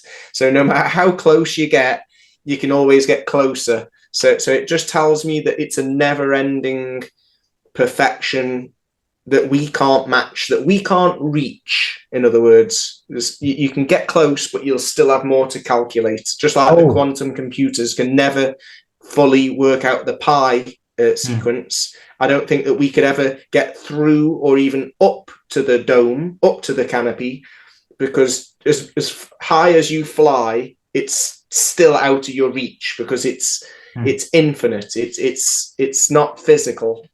Yeah, Brother Eagle also reminded me, he's just messaged about so that word there, Rafa'a Samkaha, the what is this, the ceiling that he's describing, the Samkaha, that's if you know the Arabic word for fish, it's samak. Yeah, samak. You've got this ceiling being called Samkaha, and then you've got a fish which is samak. So clearly there's a connection between fish and this what might be fishbowl. I don't know. This is something Yeah. I was connecting to last year. So there's that, and Brother Eagle also, yeah. Sorry, Karen. Yep. So for me, the symmetrical bit also, it can relate to like the realm of the heavens is subject to, like, God is creating in the moment, like it's endless wonder. It's there. He's continuously creating. Whereby in this world we have the problem of evil. So in a way, you can say that while we are constrained by flesh and blood, this life is a war against evil.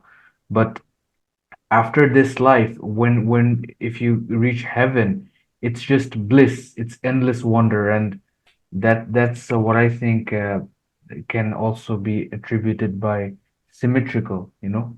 It's just symmetry, it's endless wonder. God is creating in the moment. Yeah.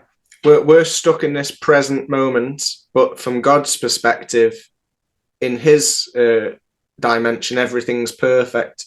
We're like the filter. we're like the drawing board where he mixes the paints before he actually writes in the stars or wrote in the stars. Yep. Yeah, please This carry. is the baseline.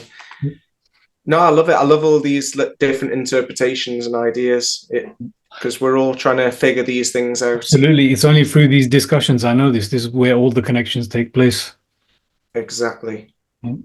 So just like we see with the words symmetry and encompass, we get other cultures from around the world that have also been obsessed with squares and compasses, just like the secret societies are to this day. Yep. Which tells me there's definitely something to finite and infinite. So can I just ask you, Howard, of course, one question? Why do you think in all of these paintings, in all of these depictions, uh, God has a human morphology, whereby when they depict Satan, it's like, he's an androgyne, he has horns, but like when they depict God, it's human. So why this humanism? Why this like human-like depiction of God? It's just I a think that could question be that I down have. to our ego, because some Christians have got in their mind that we've been made in God's image, but that can mean a lot of things to a lot of people. Yes. I think it's mainly our ego that likes to put God in flesh, and it doesn't really make much sense to me either that he'd have a physical body. I think it's very short-sighted of people and very egotistical of people to put a human body. But it It's could not just just be a a secret limit of society. our understanding as well. Sorry? Even like Salafi Muslims, they also anthropomorphize God, in that they think he is this immensely huge human. So Yeah. I always wondered why this limitation.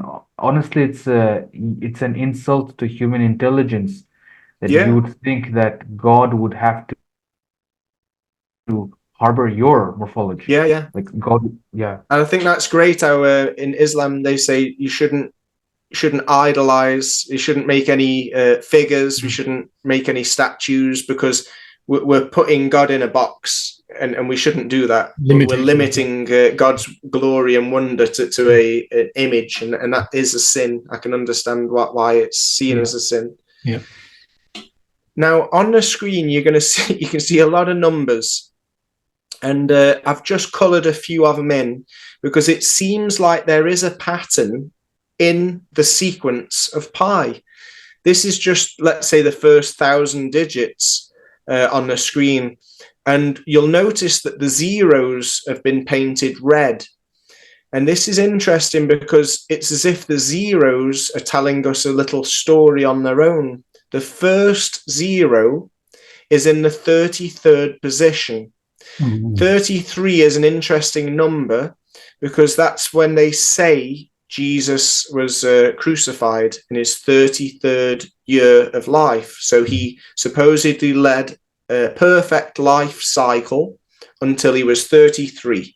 So there's the first zero, 33. We also have 33 vertebrae in the human spine, which some people call Jacob's ladder to the dome of heaven, to the skull. So it's interesting that 33 appears in the spine. It appears in the story of Jesus, at least in the Bible. I'm not sure if they mention he's 33 years old in the Quran.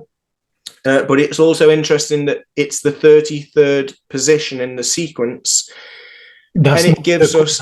Sorry, that's not in the Quran. But what is in the Okay. Quran that you might find interesting is that the word sun, shams, shams, is mentioned 33 times.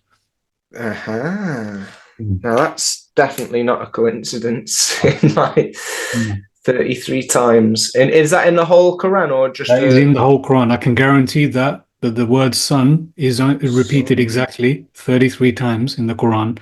And of those, so now that you're writing that down, you might be interested. Of those occurrences, the moon is mentioned with the sun 19 times. 19 times. Which could be why they like their 19. Right.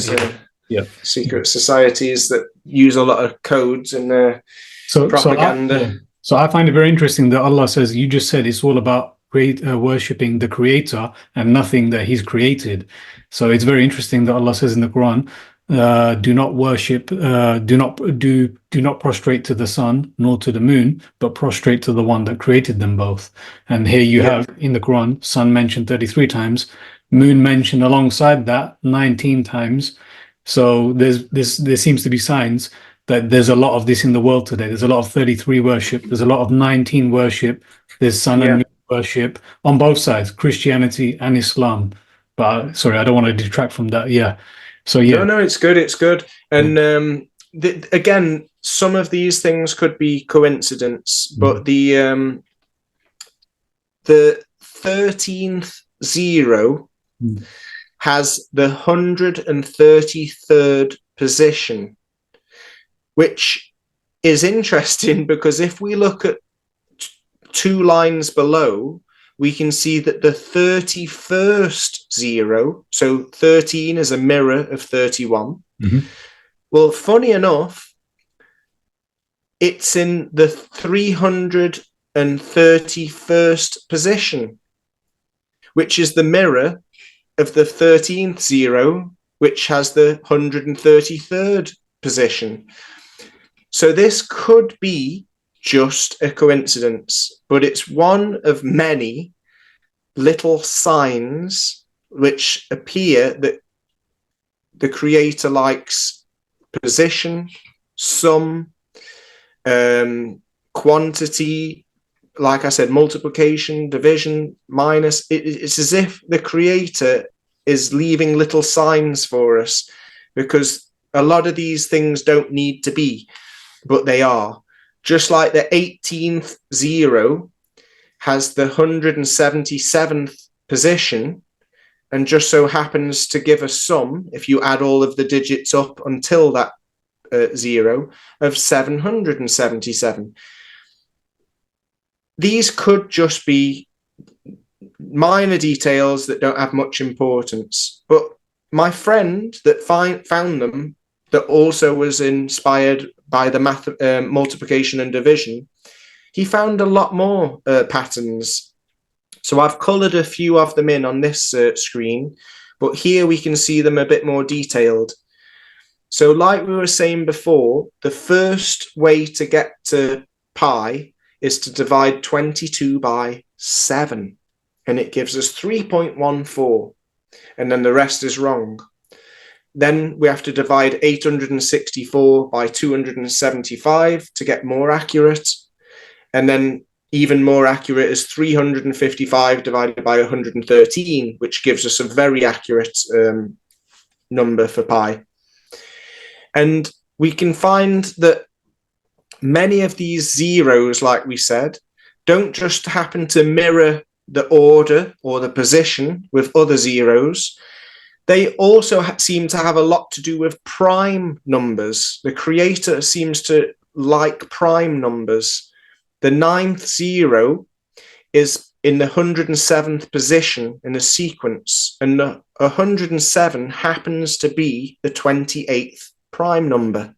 28 we know is related to 7, which we've seen is related to pi, which is related to 7 dimensions as well, it seems, 7 heavens.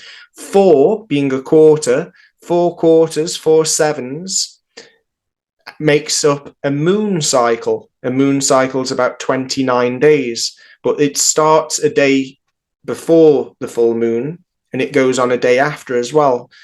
So it's interesting that the triangle number of 7 is also 28. Could be just another coincidence, but we also have 28 phalanges on our hands, and we know that there's 28 days in the women's menstrual cycles. And the best evidence, which we saw at the start of my presentation, is that the turtle shell has 28 sections going around the big scales and 13 of the big scales inside the 28 small ones. And if we times 13 moons or months by 28 days, we get 364 with 1 day to rest. Just like the creator said he likes 6 days for creation and 1 day to rest. It seems like we have the world calendar on the back of the turtle shell, another sign from God in nature. But back to the numbers, we can see that pi shows different properties with the number 3, and it also shows different patterns when you exclude the number 3, when you just count from the decimal place. So as we were looking at the zeros before, and the 19, we were mentioning that with the moon, the 199th zero happens to give a sum of 10,099. And remarkably, 19,900 is also the triangle number of 199. So there's a lot of coincidences with prime numbers and positions of zeros and stuff that, again, seems a little bit too much to be coincidence. In the pi sequence, we can find 111, 222, 333, 444, but we can't find 555 by adding up the numbers in the pi sequence or the numbers from the decimal place. But funny enough, if we look at Euler's number, which is another infinite number, which is used to calculate investments and decay, it's tied to money, funny enough, money being the root of all evil. Well, the number E, or Euler's number, is also infinite like pi and phi. And funny enough, we can find 555 if we add up the first 117 digits of the E sequence. So strange enough, where 555 doesn't appear in pi, it's as if God did leave a little sign in the sequence for the E number, Euler's number, as I say. So that could just be coincidence, but we don't think so. Just like 999 can be found if you add up the digits in the phi, the golden ratio sequence. Mm-hmm. So it's as if where we seem to be missing certain numbers, they appear in other number sequences. Mm-hmm. And things like 153 seem to show up a lot as well, which have a lot to do with when we dissect a circle, overlap a circle, and make what we call the fish, they call it the Jesus fish, or where to find the human eye. Yes, yes. But back to the Quran, we also see that the Quran says about Allah raising the heavens without support that we can't see. And I think of numbers as something we can't see. We've given numbers digits, we've invented digits to visualize numbers, but really we can't see them. So it makes me wonder if he raised the heaven, like we said, if it's pi, if it's a dome, if it's infinite.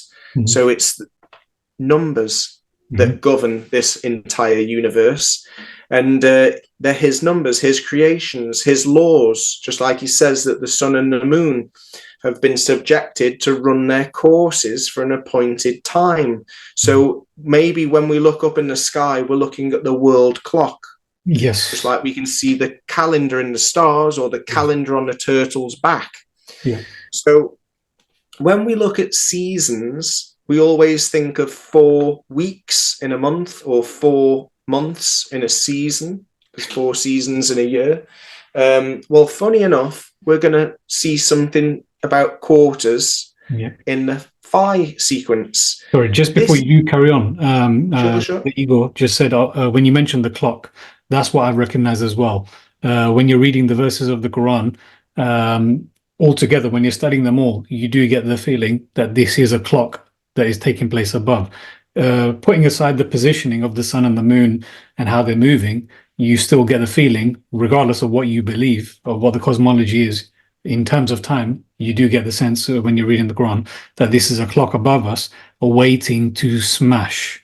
So the end of time, the way it's described in the Quran, is that it's going to come suddenly, it's going to come in the blink of an eye, it's going to smash. And you get the sense that this is the clock that is waiting to smash. And Brother Igor said, time clock equals heavens, whereas the earth is the space map. So that's your space time. And the heavens is the time, and the earth is the space. Yeah.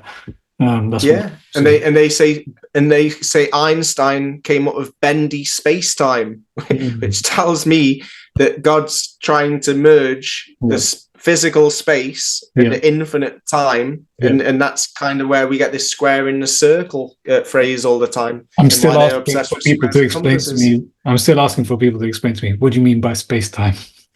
Yeah, exactly. Well, it makes more sense if you understand it as the two shapes that can't be merged, but while they're dancing together, we have this reality. You can't. It's because something about that heavens and earth don't actually meet. If in a sense, the heavens contain the clear distinction, clear barrier. The demons, the jinn, they try to listen in. They can't get into the heavens. Allah challenges, the ones denying, the ones that are working against, the ones that are following shaitan, and they're going against Allah. Allah says, see if you can, you're familiar with all of these verses, I know. See if you can go, if you can penetrate beyond the heavens and the earth. You cannot penetrate except by my authority. So there's all of this language that heavens, there is a distinction, there is no combination. That's the pure, this is the test, here over here, it's different laws.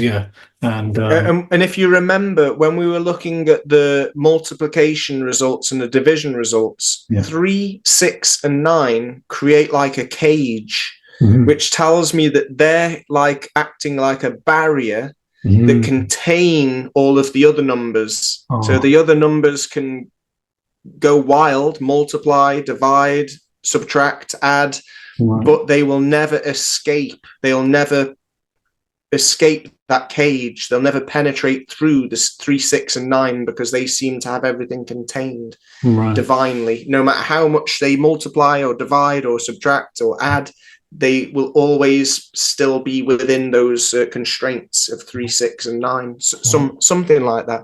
It tells me that maybe the heavens are being protected by angels, and the angels either represent those numbers or use those numbers. They're like the frequency of those angels. There's still a lot to figure out here, but there's something there for sure.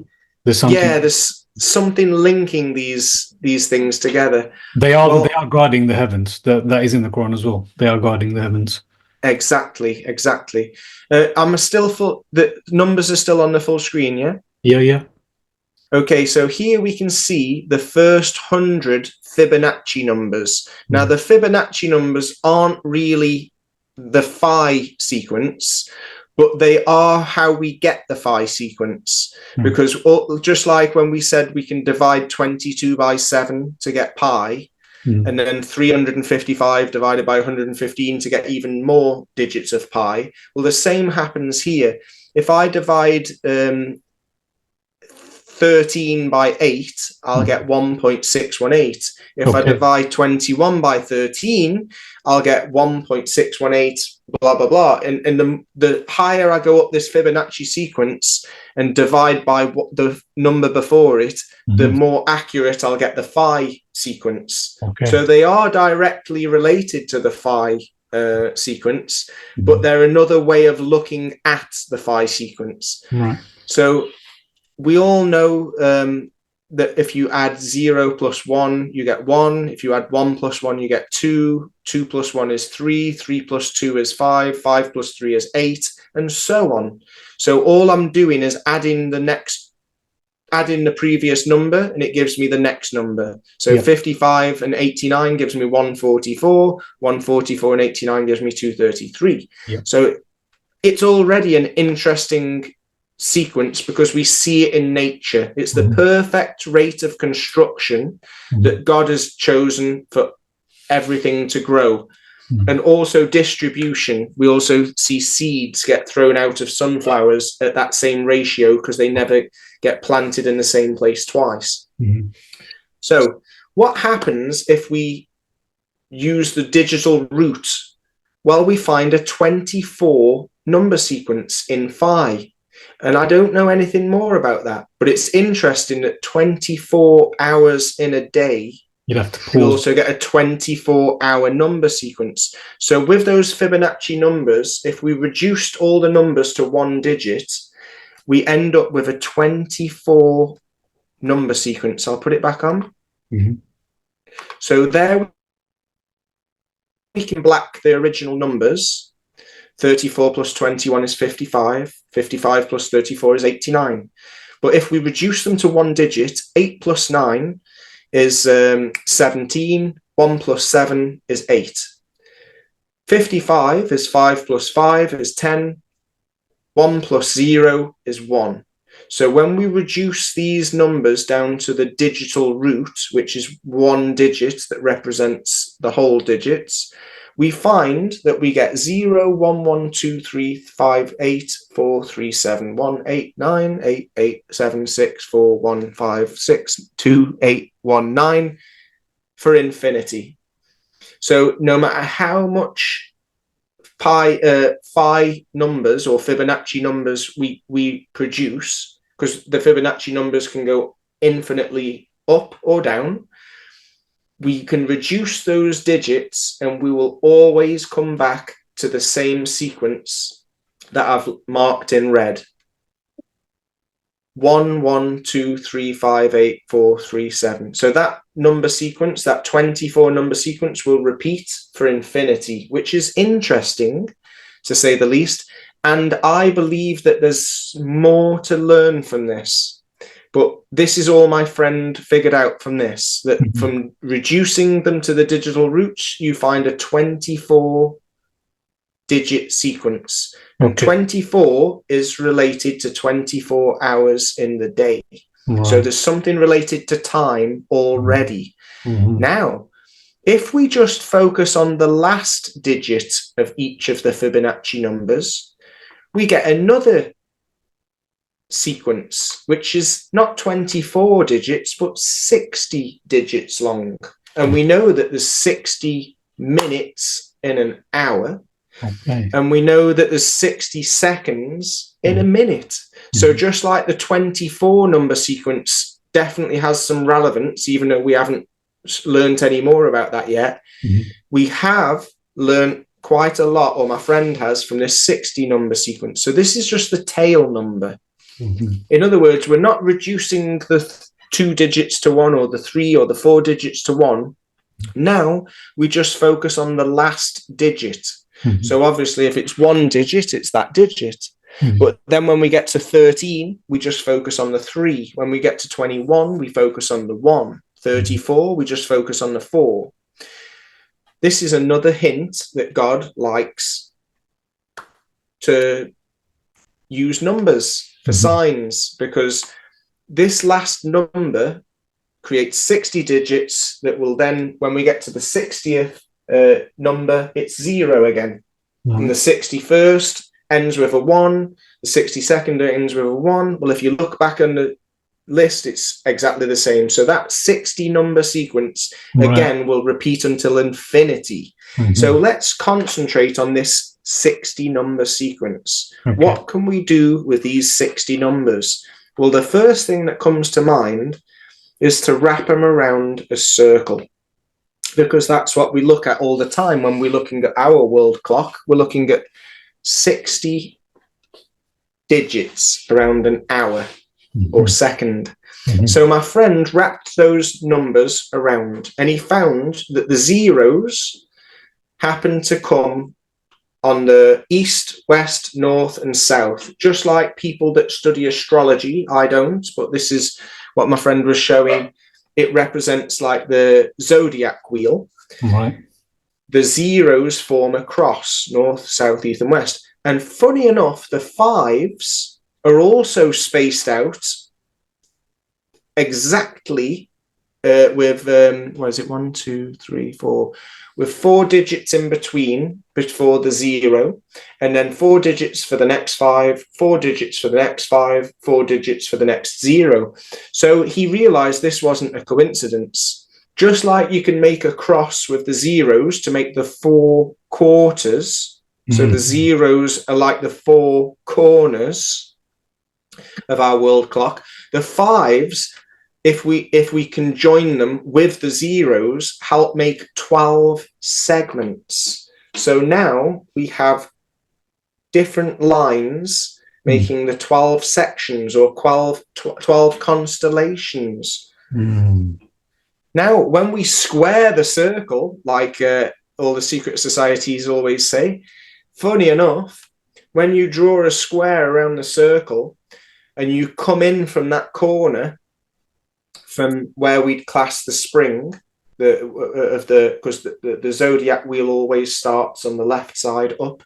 So from the left side down, we happen to come in from the square. So we square the circle and come in exactly on 3.14, which could be a coincidence, but it seems very unlikely that we'd enter the circle exactly on the decimal point of pi, 3.14159. So another little sign from God that pi and phi have been designed and work in collaboration.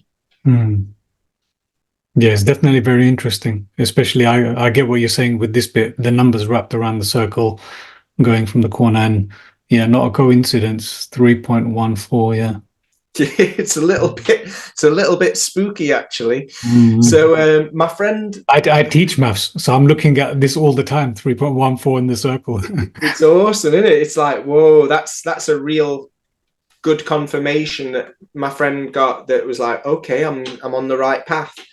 So every few nights he kind of had new ideas and spotted new patterns, and it helped him advance to the next stage or step.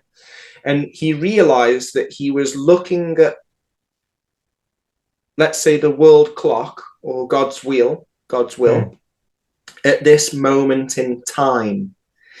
And he realized that he needed to actually go backwards. We can't tell the future, but we can maybe go backwards in time and figure out how God made this all possible.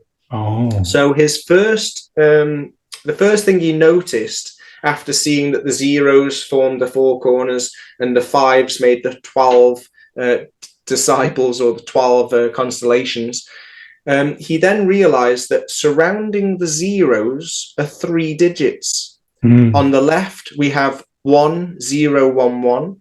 At the top, we have 7077. And now you can see where my hand is. We've got 9099. And at the bottom, we've got 3033.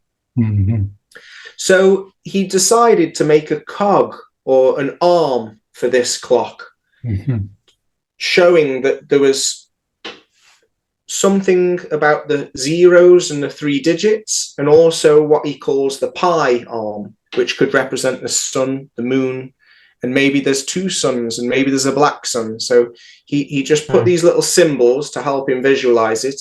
And he realized that by reversing the yellow arm 2 steps, which I'll explain at the end, and then reversing the purple arm just a quarter back, that now appear a new pattern.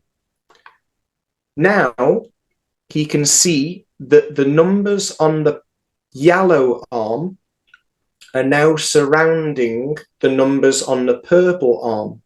So the 9 that we see on the yellow arm is surrounding the 9s on the purple arm. The 3 that I pointed at then is now surrounding the 3s on the purple arm. The 1 is surrounding the 1s, and the 7 is surrounding the 7s, which again could be coincidence, but he said, you know what, I'm going to take the 2 together and now rewind it a quarter, because we work in quarters, just like phi. It makes every quarter turn as a new square. So he did a quarter turn back together, because now the pi arm is set with it.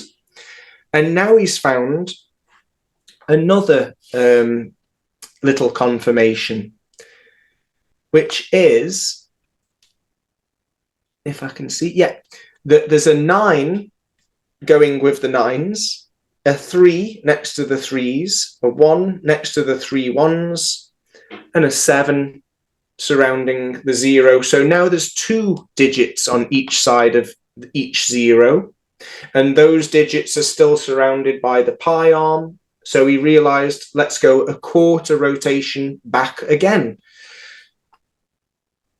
And what will we find? So after he made the step backwards, he realized, I'll just have to explain this one slowly. He realized, there we go.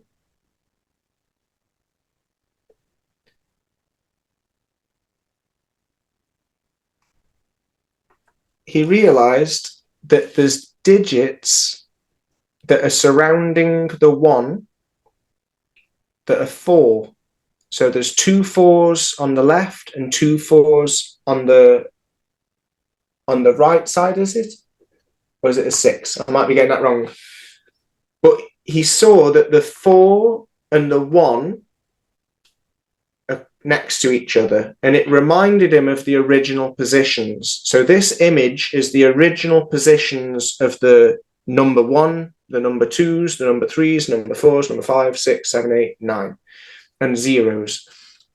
And what he found was that it looks like the 2 is coming from outside on the right side, and it's landing in 3 positions on the left of this circle. If we look at 2, where if we look at the number 1, it looks like it's entering from underneath the bottom part of the circle, like an arm, and it has like a hand, an open hand, with 4 1s on the left and 3 1s on the right. And each number, apart from 0 and 5, because we saw that 0 and 5 are working together, each number seems to come in from one point and have either one hand or 2 hands spreading the numbers out. So he coloured in the number 2 and the number 3 in purple, because he noticed that the 2s fill the gap that number 3 is empty.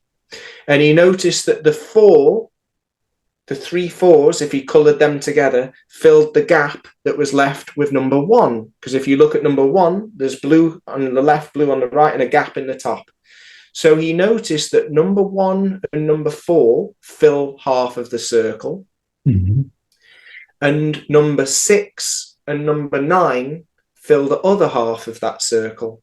So if you look at the bottom, he realized that number 1 and number 4 work together, and number 6 and number 9 work together. So the 4 together fill the circle. And then he realized the same happens with 2 and 3 fill one half of the circle, and 7 and 8 fill the other half of the circle. So he saw a symmetry between 0 and 5, which he'd already noticed. And then he saw the symmetry between 1, 4, 6, and 9, and 2, 3, and 7 and 8. He realized that there was something to it. So because he made this image and saw that there was some kind of symmetry, some kind of relationship between these numbers, it helped him recognize, any second now, the next step to take.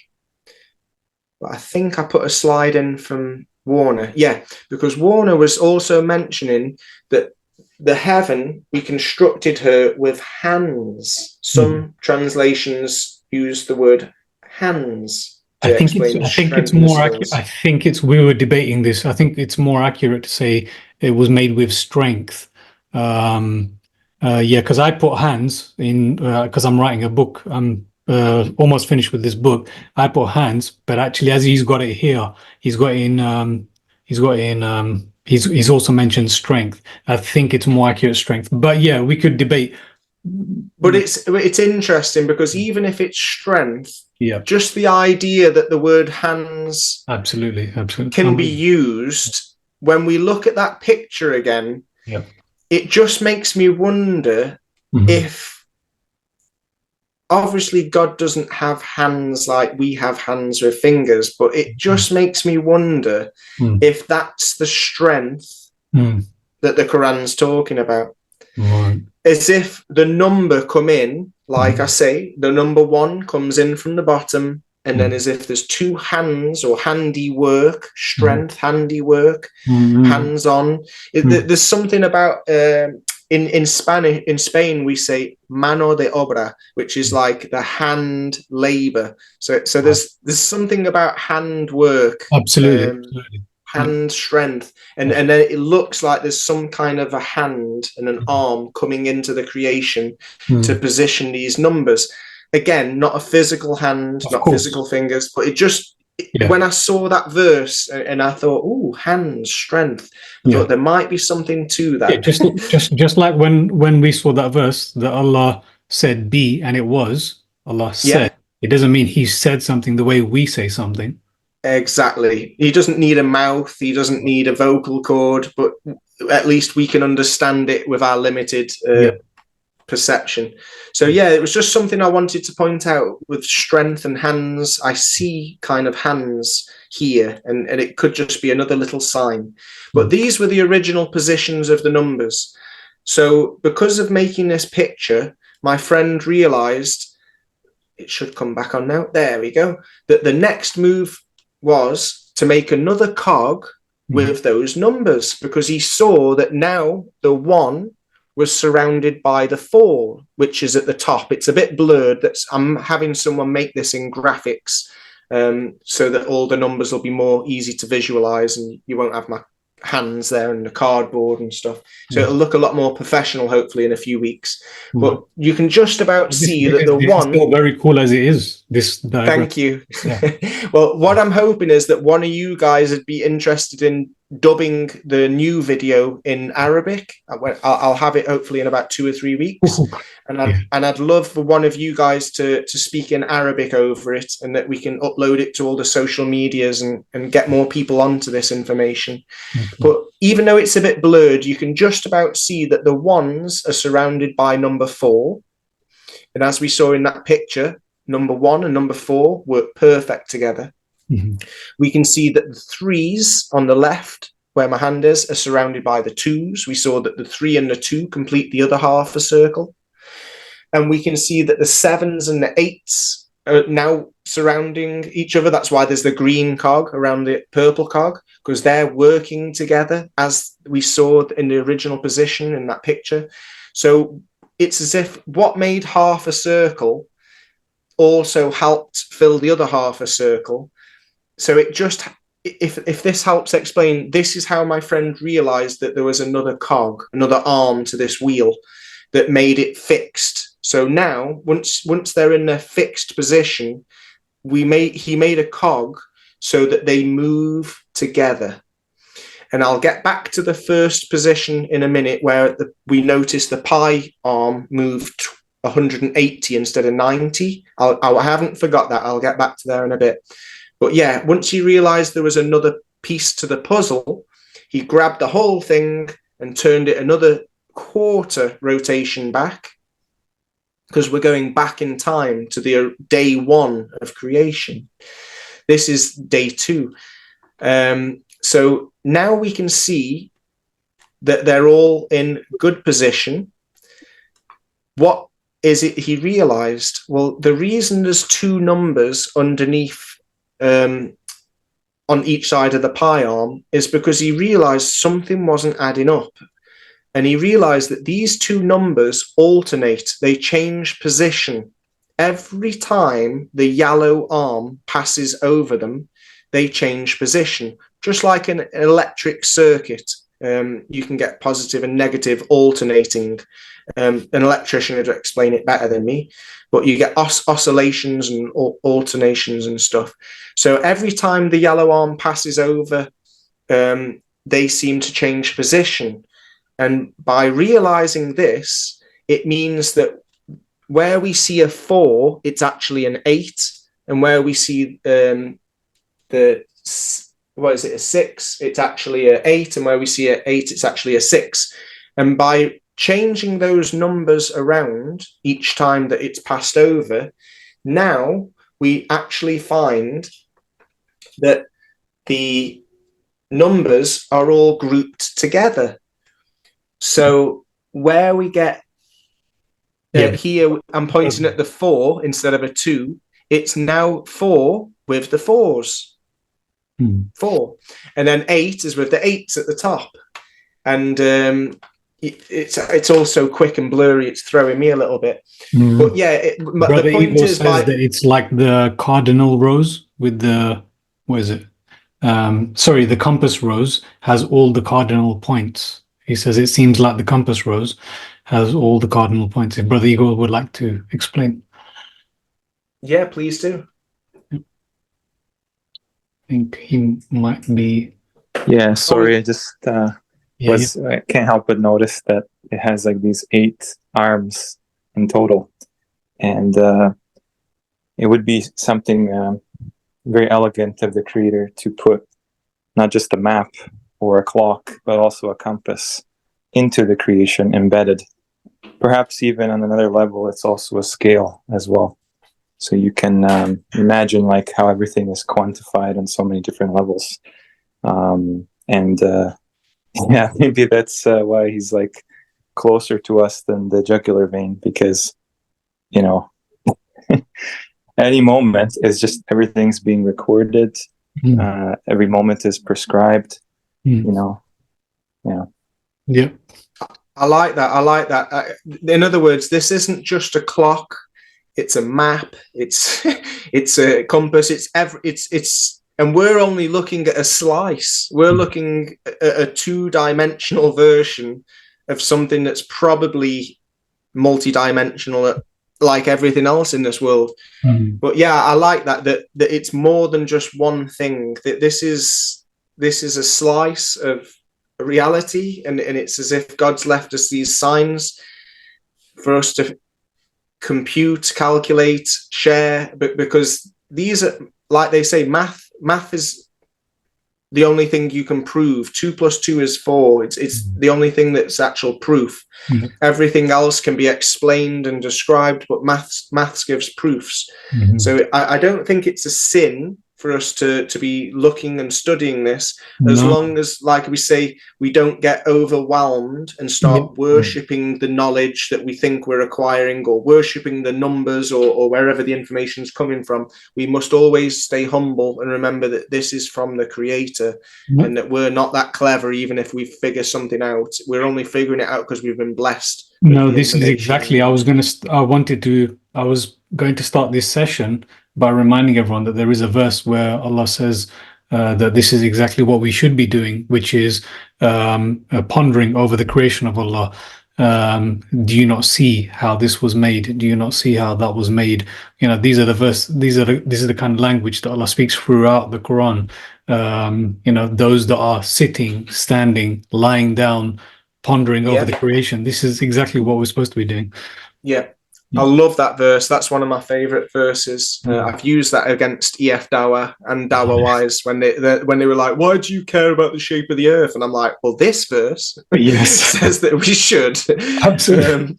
Absolutely. Like it says we shouldn't worship the stars, sun, moon, stars.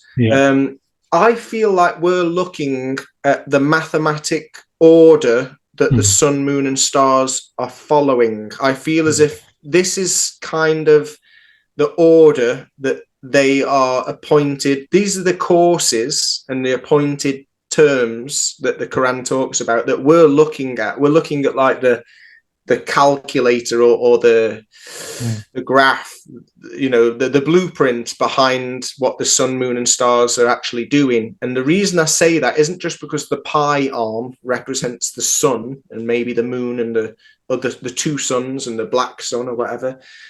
It looks like these blue cogs or arms represent the stars. And the reason I say that is because you'll notice that the first 5 on the left has a 7 in front of it, whereas the next 5, which we can't see because my hand's above it, has a number behind it. I think it's a 7 as well. So this cog arm has a number in front of the 5s, but the next arm that I put on has a number behind the 5, which tells us that there's 2 directions. Well, why? Because it looks like a swastika. Now, I'm not talking about the Nazi swastika. I'm talking about the swastika that we can see in the sky when we look above the North Pole. We've got the North Star, and we've got, is it Polaris? And then we've got the Big Dipper.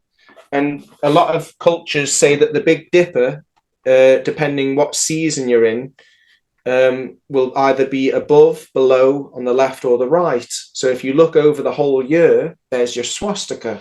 Well, why am I going on about that? Well, so many flat earthers, I call myself a globe skeptic because I believe only Allah knows the whole truth about this world.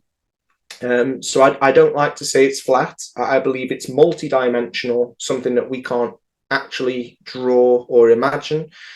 But one thing that I've always noticed, the flat earth model, all of the different flat earth models, whether it's the infinite plane or the disk in space or the enclosed cosmology idea, all of the different flat earth models, they all fail at explaining why the Southern Cross constellation rotates, I think, clockwise, and the North Star and the constellations around the North Star are counterclockwise. Nobody can explain how South America can be looking south, South Africa can be looking south, and Australia can be looking south. Now, on a flat Earth model, they're looking in 3 complete different directions, yet they all see the Southern Cross star constellation and they all see it rotating the opposite of the North Stars. No flat Earth model can explain that. This explains it. So this is the first flat Earth, or should we say level Earth or enclosed cosmology, true Earth model. It's a mathematic model. So it doesn't exactly explain the shape, but it does explain why the stars go in 2 different directions from the north to the south, in my opinion. Okay. So, Brother Howard, essentially, what I can garner from what you're saying is you are proposing a simulation model, and this I I think I also think along these lines that you cannot ascertain one shape to the Earth. Rather, it's a simulation. It's like it's a living, breathing story. The Earth is a living, breathing, resonance, basically. I don't know I how like else it. to. I Yeah. like that because, like you were saying before, Earth is an anagram for heart, and the Yes. heart beats. No, so what shape is the Yep. heart? Well, it depends in what stage you're taking a photo because the heart can go big, small. It can tighten, it can stretch. So as the Mm. heart is dynamic, I think yes, the Earth could be a merging of two shapes like the square and a circle, or it could be seven different shapes like there's five Hmm. platonic solids. So maybe Hmm. there's Hmm. maybe there's a mixture of shapes to our reality, and that's Yeah. why nobody can exactly pinpoint it. Yeah, Brother Howard, I think you'd be interested. There is this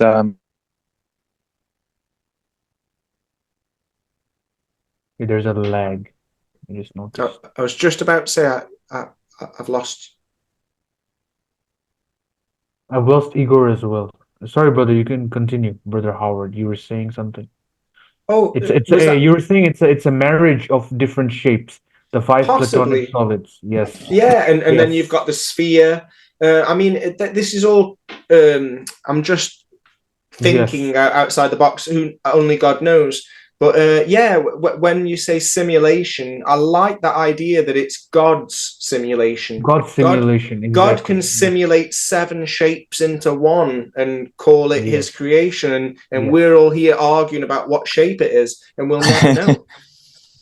Can you I brothers think. hear me? Yes, brother. You just came back on. Let me Oh, just. okay. I think Yeah, for that sure. Satan, the devil, uh, the Antichrist, whatever, they want us to think very binary. Like it's either this or it's Hmm. either that. It's either black or it's either white. It's either a flat or it's either a globe. Rather, the Correct. reality is the marriage of different phenomenon. Allah has created this reality. It's a very complex mathematical dance or a medley, as you're just shown in today's presentation.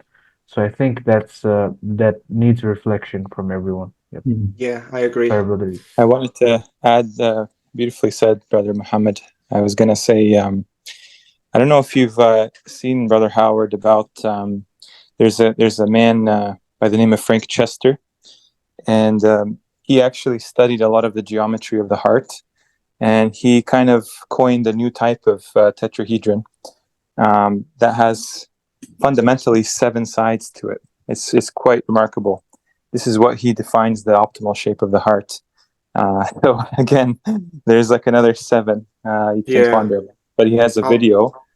Yeah, it's that is interesting to say the least. I mean, especially as we're saying, the heart is an anagram for Earth, and if Mm. Earth right. has got seven heavens, and likewise for Earth, so if Mhm. Earth's got seven dimensions, it makes sense that the heart would have seven, Mm. seven Yeah, it's very dimensions. interesting. It's been a while since I've seen it, but I remember you put up the verse, "The earth, we made the earth a cradling," and the word in Arabic for that is mihad, and that often gets put as resting place or beds. But Mm.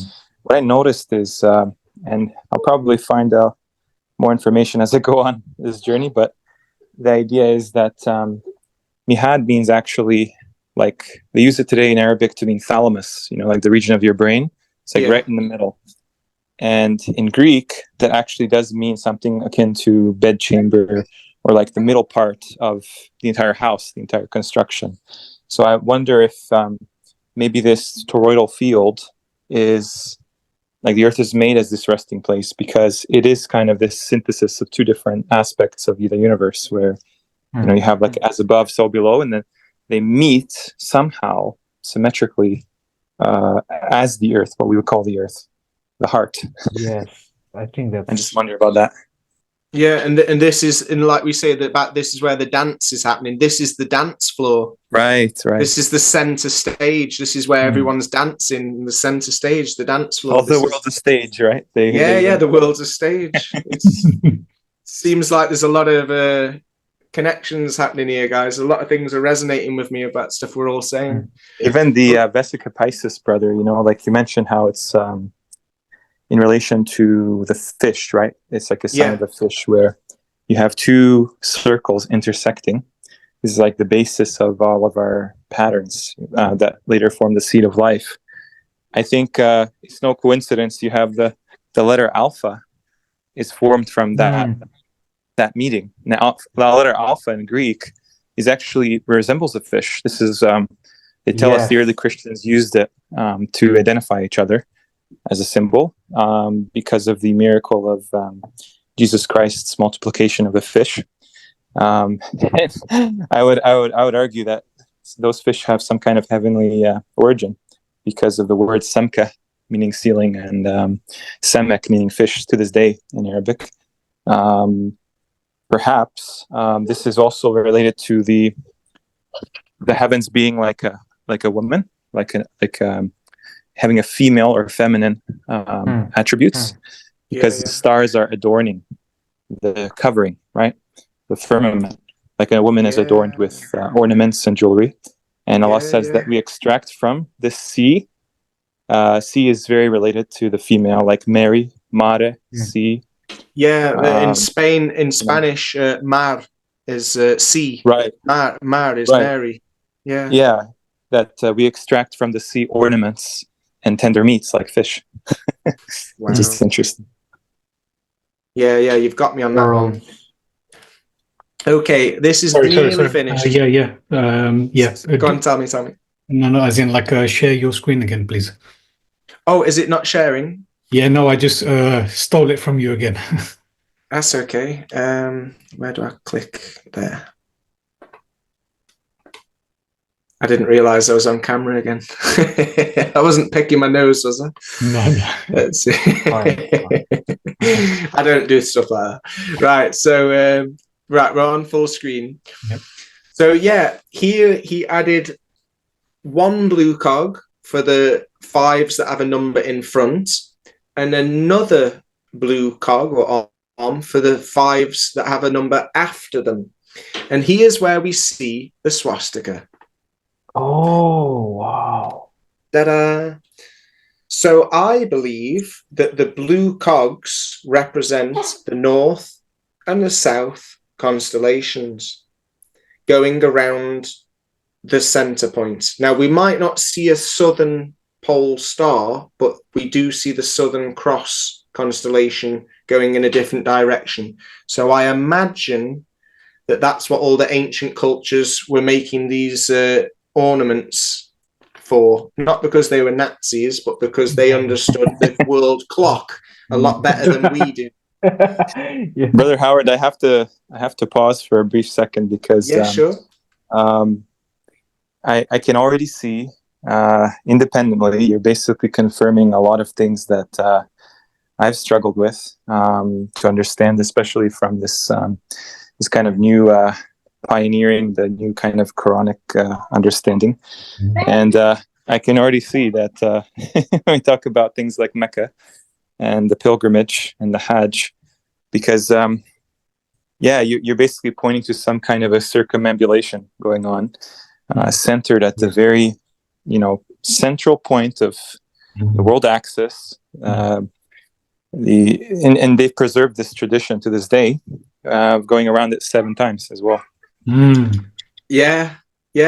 Even the Freemasons, because I was a Mason for 3 years when I was looking for answers, and I thought I'll jump in the deep end and see if it's all conspiracy stuff or if it's all. I remember, just for the audience, because you had the EF Dawa crew trying to get you to say the Shahada. I found it funny, and you mentioned the story that you've been tricked before, and you don't want to do anything without knowing for sure. And I appreciated that, but there's no need to do any Shahada. As I made a mistake maybe joining, but I believe everything happens for a reason, and maybe that was my path to realize that they aren't the people that they think they are. The majority of people join to become better men, and that's all they know. But sadly, it looks like the higher you get up in that organization, the more satanic it becomes, and you realize that they aren't representing all the religions, and that when they talk about the grand or the great architect of the universe, that might actually just be the devil. Because if the universe isn't what we've been told, and they're behind all this space exploration nonsense, then either they were infiltrated, and it went from being an organization that worships the creator without dogma, like they advertise that they are. Maybe that's what they show they are. Yeah, maybe that's not... what it started off as, but it definitely isn't that now. And it's a shame, because I joined, I took a few oaths, became the 3rd degree, and then found out that NASA was behind Globe Lie, and that you had to be a Mason to be an astronaut. And I was like, oh my goodness, I need to get out of this. And I left, and I've not been back. And I don't talk too bad about them, because every Mason I met was a lovely gentleman that didn't know any better. And most of them that I might still talk to, they think I'm nuts. They don't realize that they're supporting a satanic fraternity. And I can only say to them and to anyone that there as people, that there might be nice people, but they're in a bad organization, that even if it did start off as something good, it's definitely been perverted, and it's being used to perpetrate a globe lie, fake space, to hide God. So even if it did start off with good intentions, it's definitely doing more harm than good now. So that's all I can really say about Masons and Masonry. Just like an NHS worker, they don't know what's taking place. Yeah. It's like how those... Be careful. You don't want YouTube censorship. But yeah, you're right. You're dead right. Brother Howard, a couple points, because regarding Shahada, that's something that that's between you and God, because anybody that says the Shahada that doesn't necessarily equate to the practice of what that Shahada entails. So there are many hypocrites there that take the Shahada, and God is the only one who knows who they are. But ultimately, from what you're saying, I can already see that you're a believer in this God that created the heavens and the earth, just by your convictions and openness about his absolute traits, because he's the only one that knows what's in the hearts, right? So it doesn't make a difference.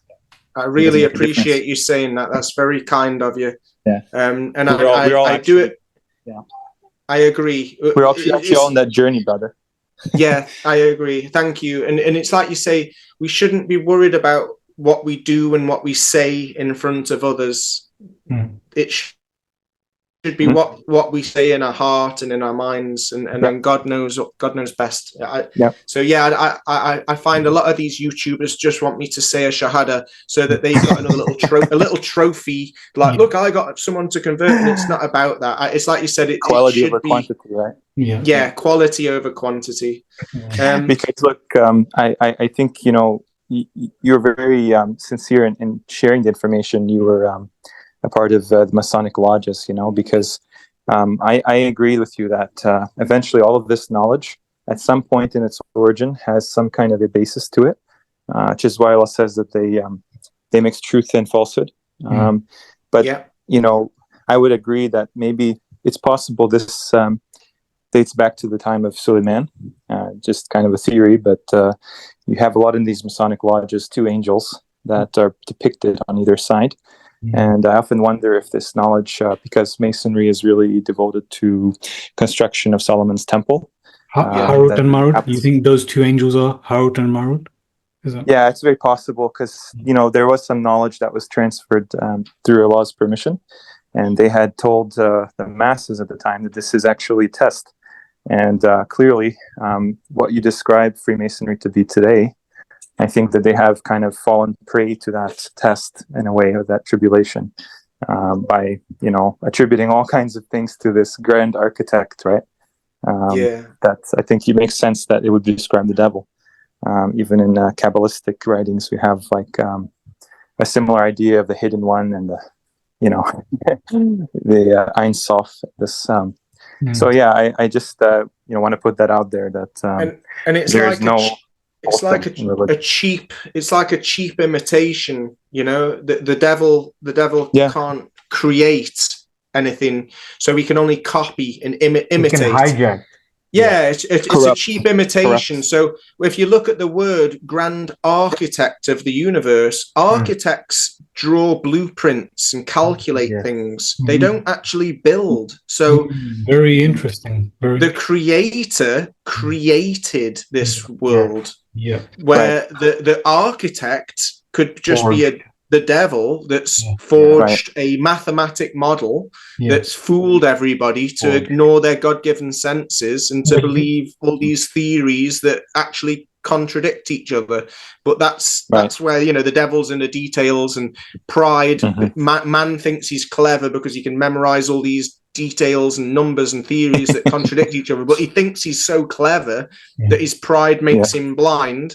And I believe, like you say, that if angels have given out information, power corrupts, so all these elect and elite, they think that they're so powerful and so smart, but they're the most deceived because they're selling their souls, and they're going to be for what gain, worldly gain, and if the afterlife's going to be full of sorrow and an eternal reflection of the mistakes they've made. I just want to say, because you mentioned, sorry, I need to say this because you're showing the Nazi symbol, which is a hijacking, exactly what you were saying. It's exactly. And you mentioned the architect, which doesn't actually create something. The creator created something, but the architect draws something.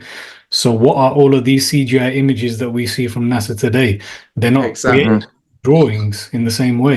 This is the architect can draw delusions, but the creator is real looking proof delusion. and fact. Just before I forget, fabrications. Do you notice that some of these swastikas are going clockwise, but a few of them are going anti-clockwise? Yes, I do. I could never understand why did some cultures have it going one way and other cultures have it going the other way. Couldn't they make their mind up? Who's right, who's wrong? I think that it depends if you were looking south or if you were looking north. Right. Yeah. That's why I think that some of them are going clockwise and some of them going anti-clockwise, because it appears that the stars definitely are acting different in the south, and that's why I can't settle on a model, because the south is quite confusing when you try and depict it in a 2D map, and that's why the globe model has an argument against the flat earth model, and it's just that south constellation, the Southern Cross. Apart from that one conundrum, I'd be a flat earther. I was a flat earther for about a year. But then I heard arguments about the Southern Cross constellation and how you can see it from the 3 different parts of the flat map. It doesn't make sense because they're all looking complete different directions. And I was like, yeah, this is wrong. And that's why I'm so happy I found the Quran through my friend Yosef, and he got me on the whole 7D idea, because I was like, okay, because I was like, it can't be a globe because there's like 200-300 problems with the globe. But when they hit me with this Southern Cross constellation being visible from South America, South Africa, and Australia at the same time, well, not at the same time, but at night time, and I'm like, yeah, that doesn't make sense. So that's why I'm always saying globe skepticism, because I think the word flat earth, I think Mohammed said before, is from the devil. The devil's given us 2 models to argue over, and it's probably a mixture of them and many more, and there's probably a lot more truth to this world. If you want to get literal with the verbiage, then flat earth, the earth is defined as what we're literally standing on, So if you want to be technical like that, then yes, that is level. And level, the closest thing you could say is synonymous with flat. But yes, when Yeah. you're talking about the entire existence, which includes the heavens, then of course, yeah, you're right. We don't have it all. We don't know, and we don't know exactly what it's like. So therefore, we move away from what the flat earthers believe as being their designs, what they construct. Yeah. And the flat earth kind of depicts a 2D model, like 3D, but where's the edge? It doesn't quite make sense. And the globe model's 3D, but with an infinite space, which doesn't really make sense. Exactly, so I'm like, well, if we're looking at a 2D model and a 3D model, we're ignoring the angels and jinn and God himself are in higher dimensions. Our thoughts, our feelings, our memories aren't physical. So if we are possibly fourth dimensional beings, if you count our soul being eternal and our thoughts, our feelings not being physical, then that tells me that angels are probably fifth dimension, or maybe the jinn are fifth dimension and the angels are sixth dimension, and that God is the seventh or even more than seven dimensional. So that it just tells me that the 3D model and the 2D flat model are a way to have us dismiss these higher dimensions that are part of our realm, and there's higher dimensional beings like the angels and especially the creator. That's the whole idea of space, to make us forget the metaphysical is here around us, in us. It's like, we're made of it. So I think, the flat earth model, it has been released by the devil to have us all arguing with each other and not realizing that we probably will never ever know. And that's the most humbling thing I've had to realize these last few years, that I might never know the shape of the earth. And I'm okay with that. I'm totally fine knowing that I don't know the truth. As long as I can depict and discern what's a lie, then at least I'm going the right direction. And that's why I believe perfection is a direction. It's not a destination that we can obtain. Beautiful. I don't know what it is, but I know what it isn't. Yes, that's exactly right. Because the more you learn, the more questions there are to ask. So it's a never-ending journey. Life is a mystery. It's a blessing. If we knew all the answers, it would be boring. There'd be no journey. There'd be no progress to make. I don't know if Jordan Peterson coined this, but it always stuck with me. He said, knowing what isn't right, or knowing what not to do, is tantamount to learning. So ever since I got that, I thought, this is actually the way to go. And this seems to be all the truthers are on today. We are getting rid of continuously the lies that have been placed upon us. That includes health, that includes finance, everything. We are detoxing everything basically. And that is the way to learn what is the truth. Not necessarily, as you said, we're never necessarily going to know what is the absolute truth. But that seems to be our job today, to get rid of continuously what is a lie. And therefore, I think that's how some of these things open up, what you're showing today. By getting rid of these lies, now you've made space in your head, in your soul, in your mind, that you are now inspired with some of these answers. The Abrahamic model in the Quran is all about eliminating the lies. By process of elimination, what you're left with is pretty much the closest approximation to the truth. He saw the star and he saw the moon and the sun, and he reckoned that this cannot be God. So what he's left with is its creator.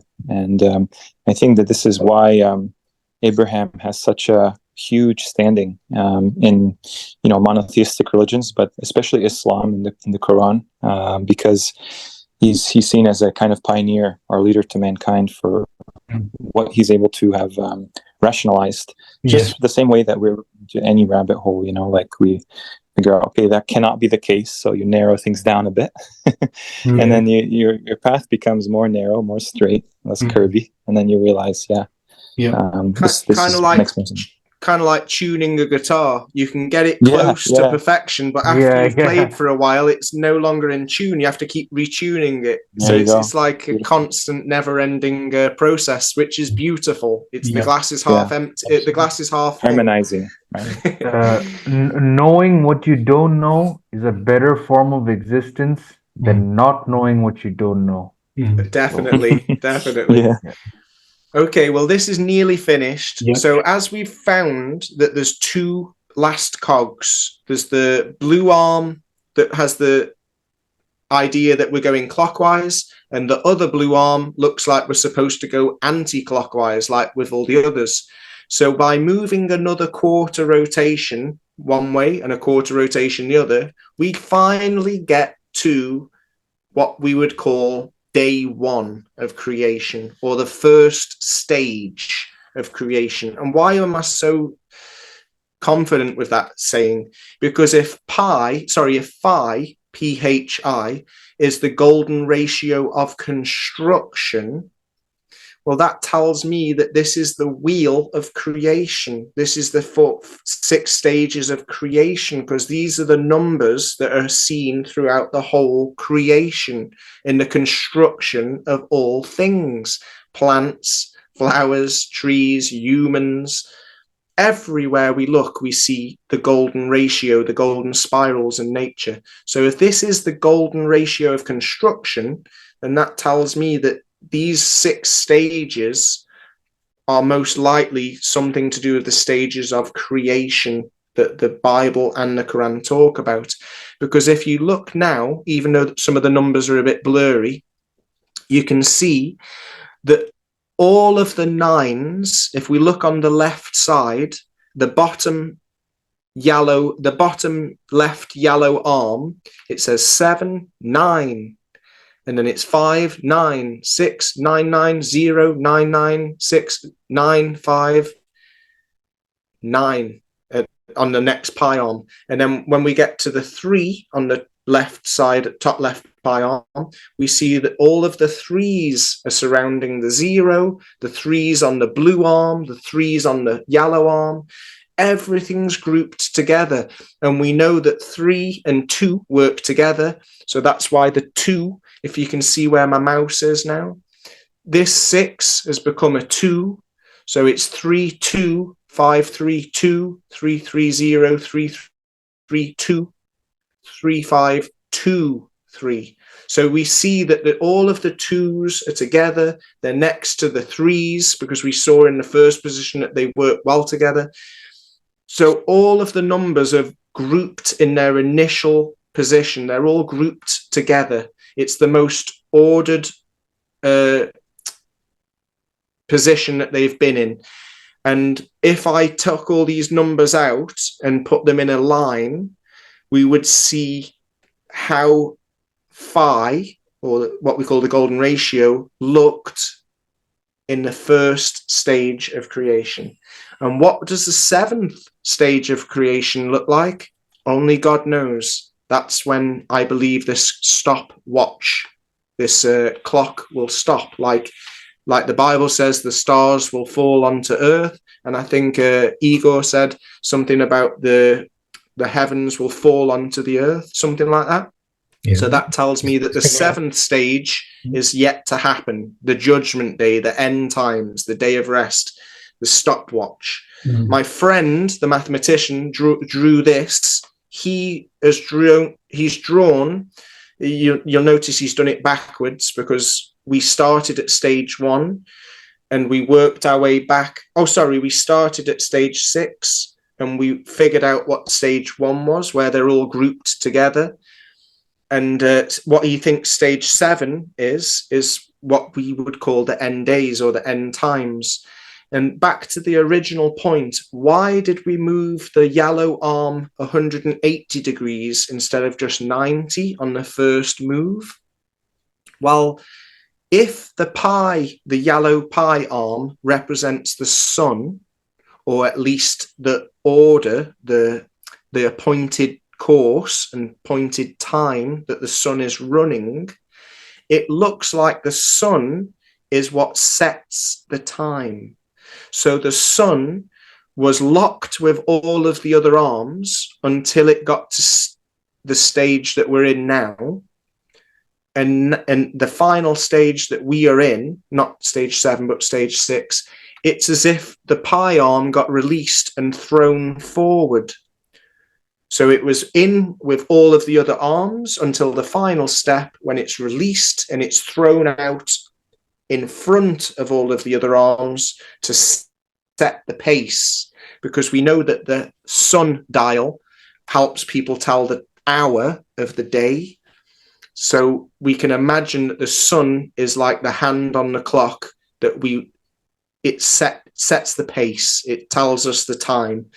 So it's as if the sun was thrown out to be ahead of all of the other cogs on that last move. And just to wrap it up, we already read this one where Allah holds back the heavens and the earth from leaving their existing state until that seventh day. No one else can hold it back apart from him. He also declared the seven heavens in 2 days. So that could be the first 2 stages. And then he revealed every heaven in its command. So just like we were seeing, each arm has its setting, and what we call stars are like lamps, like in a star in a jar. And then the last thing, like someone else, I think it was Muhammad, said, he's adorned the lowest heaven with stars like lamps. And for users, missiles for stoning eavesdropping devils. So just like we were saying before, this construction, this matrix, this world clock has been designed in a way that no matter how many computers or fallen angels, quantum computers, or people the devil or Shaitan can get to side with him, no one will ever be able to break out of this fortress, this realm that's been created for us. Because just like we saw 3, 6, and 9 in the multiplication and division, they will always contain whatever results, division and multiplication we can make with the time that we've been blessed with, or that we will be blessed with.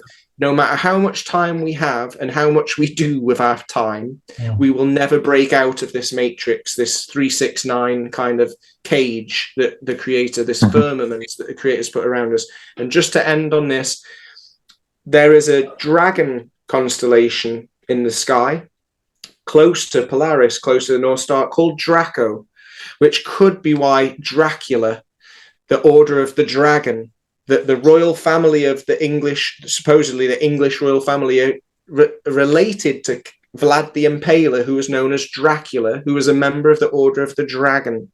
So maybe these fallen angels have some kind of connection to certain stars and certain what we call planets, because it seems too much of a coincidence that Saturn rhymes with Satan, which rhymes with Santa, an anagram for Satan, Santa, and Saturn.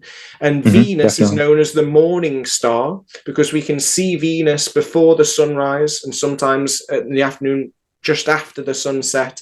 And this is a good proof that I've used against the Globers.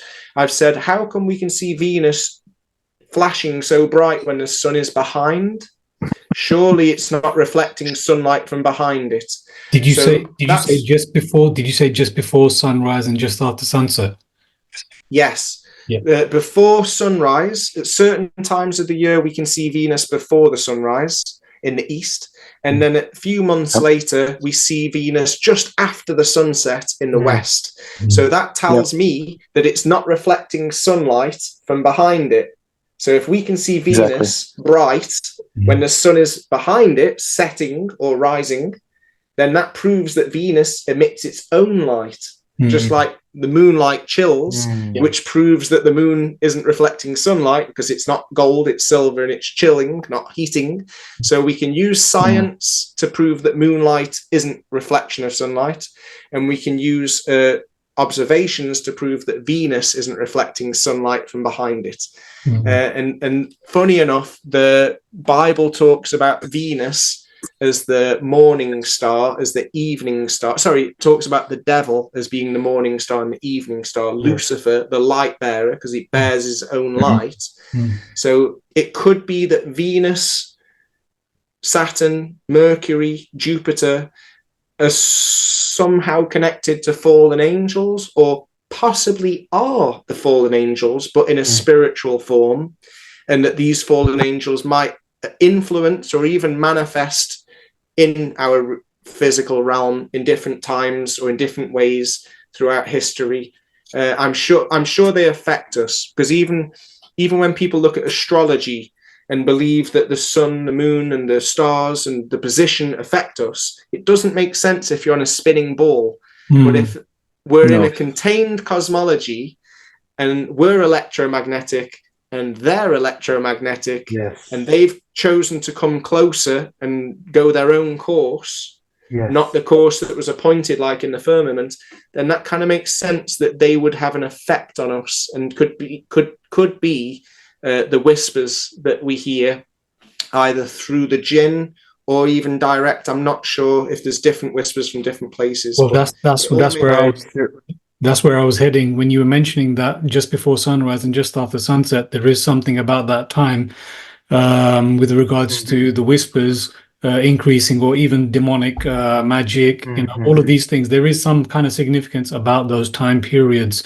I think, yeah, we've been following Jerry Marzinski a lot recently, and we're hoping to have a conversation with him. He's a retired psychotherapist, no, was a psychiatrist, a retired psychiatrist, pointing out the fact that most Christians today are ignoring the reality of demonic presences, whereas, it's clearly in the Bible and it's clearly in the Quran.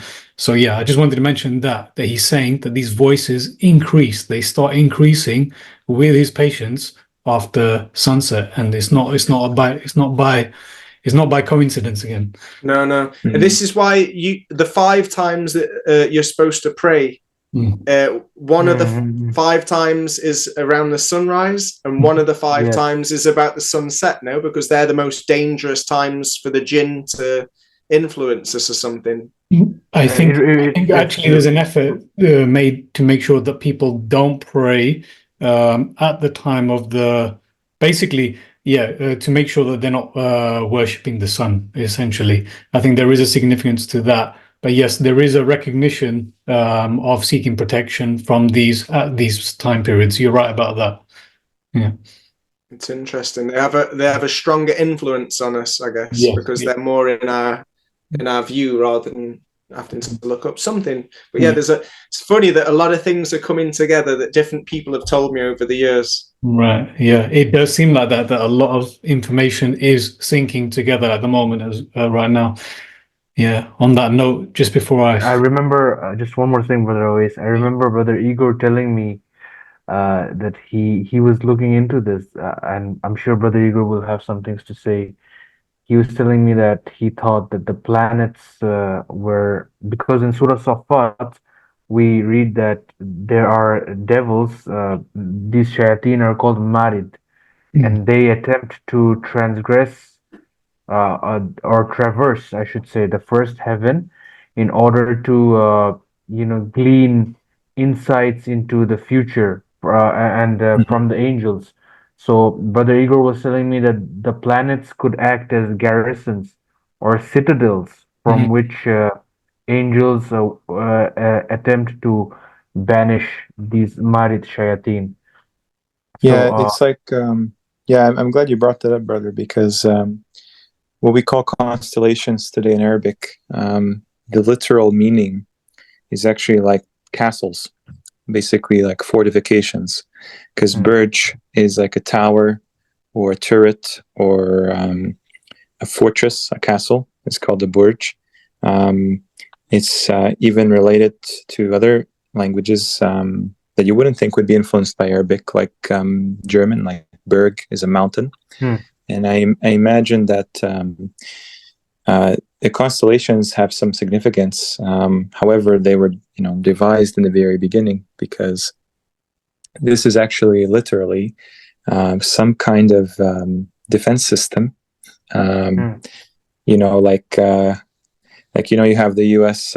Homeland Security. I think this would be kind of the heavens security force.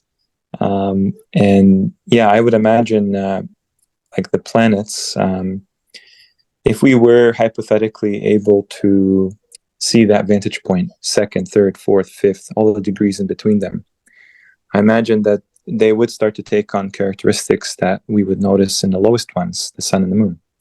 And perhaps, this is part of the unseen realm that we're just seeing little glimmers, aspects. Maybe Venus is one of the ones that actually traverses the most out of the planets above the heaven we see.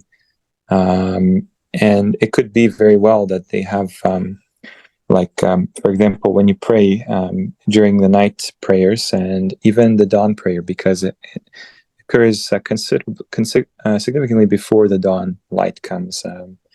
These tend to be isolated in the Quran, these time periods, Fajr and Isha, because I've heard someone explain that we're supposed to ask for light in our supplications, in our prayers to God alone. That this light helps us in many physical ways. Especially when there's a darkness, right? You have like an internal light, which is different than the light that we're accustomed to, in the ceiling of our homes. I think this is something spiritual light. Yeah. The moon is identified with this type of light as well. And it's just interesting that, like Dr. Marzinski was saying, that these predatory spiritual parasites, they could have more of an effect for someone that doesn't have enough of this light. This, even in the Christianity, you have this ideas. The Prophet has a famous prayer in Hadith to ask every part of himself to be filled with light that comes from God alone, because God is described as the light of the heavens and the earth. And it could be maybe the reason why, like Venus and Saturn and maybe the other planets are associated with these fallen angels and ancient, pantheons of deities, is because mankind has really been corrupted by, satanic forces to attribute the creation to something bad. And likewise, the creator himself. So these partners in the creation that they call as gods and many different names around the world could very well just be exactly what they do with the sun and the moon. They say, well, this is a god. This is one of our, angels or our sources of power or something. But in reality, we have no indication that any part of the creation in its essence can rebel against what has been prescribed. Because Allah says in the Quran, everything is worshipping Him. The mountains worship Him. The Every trees, creation the sun exalts and the Him. moon, the stars, the planets would be, I imagine, part of the stars as well. It's reminding me of this book that I have. I've not read it yet. It's by Joseph Farrell, and the book, basically the book talks about this ancient cosmic interplanetary war, which and the much mythology can be attributed to this war, and people have cultures have developed their mythologies. Of course, they bastardized a real event and dramatized it according to their cultures, but essentially, this one war it was like the precursor for mythologies. And I think that what you were saying about these cultures attributing fallen angels or entities to planets, basically what they're doing is they are hearkening back to one ancient event, perhaps this great interplanetary war between the angels and shayateen. And these cultures are recalling that event, but they're doing this in a manner which causes shirk by disbelieving Allah, and that is the trick of the shaitan, Iblis, the devil. Yeah, I think Brother Howard would have a lot of interest in Arabic calligraphy, because it seems to mirror the mathematical geometries that you see in those numbers, the lattice structure and the matrices of these numbers. Because if you put it onto a X and Y grid, and the way that they have traditionally put words in Arabic in square Kufic is they would just do the mirror imaging of four corners or four parts, like a kaleidoscope, for one word, like whether it's Allah or Muhammad. And funny enough, maybe a coincidence, but the most famous examples of these words, like Allah and Muhammad, last messenger, it does form something that looks akin to a swastika, what you would call a swastika today. Mm. Nice. So I'm not sure if it was Mohammed that said it before, about what happens down here is like it's allowed to be messy because it's like God's Mm. painting the perfection in the heavens, Yes. something like that. Well, it just reminds me of what we're talking about now, that I don't believe that anything is out of God's control. Mm. So where a lot of Christians think, oh, the devil is rebelling against God and he thinks he's going to win, and I'm like, I don't know. I feel like God is allowing everything to happen, Absolutely. and I believe that everything is going to plan, and I believe that the whole part of to my understanding, the whole point of life is that we have the free will. We wouldn't have free will if the devil wasn't doing his part, if the Yes. fallen angels weren't doing their part. So they're all doing what they're supposed to be doing. And some Christians will be like, no, the devil's doing what he's supposed to be doing. He's doing what God wants him to do. He's being the most demonic devil, tempting everybody as much as he can, because that's what God wants him to do. Mm. And You are, absolutely. you are it's absolutely like right. that makes sense to me. It's like, yeah, the devil might not like the job he's been given, or maybe there was like a fallout and God's allowing him to cause all this chaos, because just like we're allowed to have the free will because of the devil causing chaos, the devil's allowed to cause chaos because he wants the devil and the angels to learn.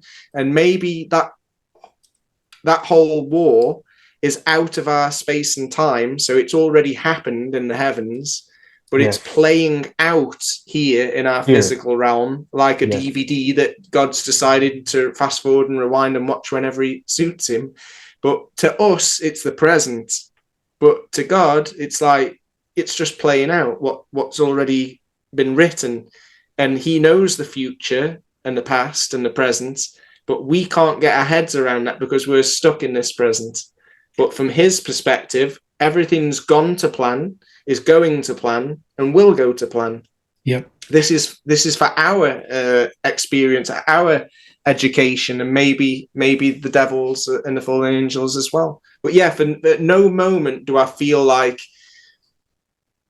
where a lot of these Satanists think that they're going to rebel and that the devil's going to win some kind of war. I think they are the most deceived, because I think even the devil himself knows that he's got absolutely no chance, and he's probably just doing the best he can to please God. I don't feel like he has any real desire of taking the throne. I don't think that makes sense. He knows It's not he possible.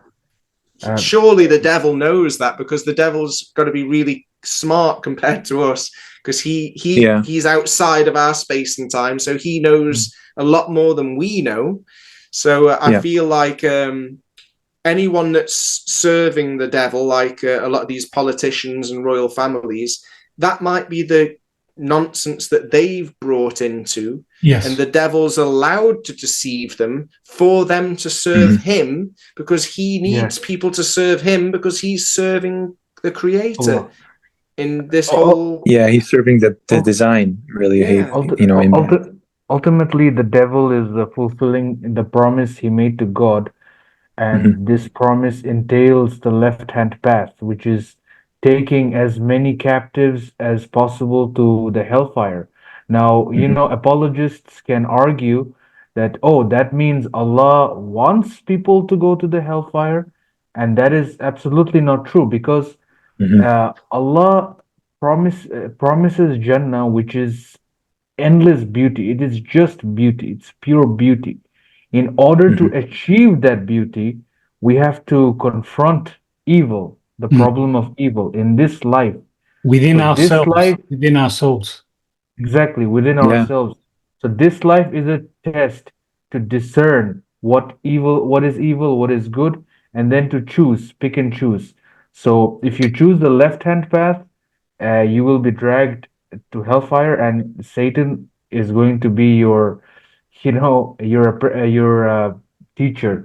But if you choose beauty, Actually, if you want Allah's yeah. eternal beauty, you Mhm. will choose light, and that is the path of truth.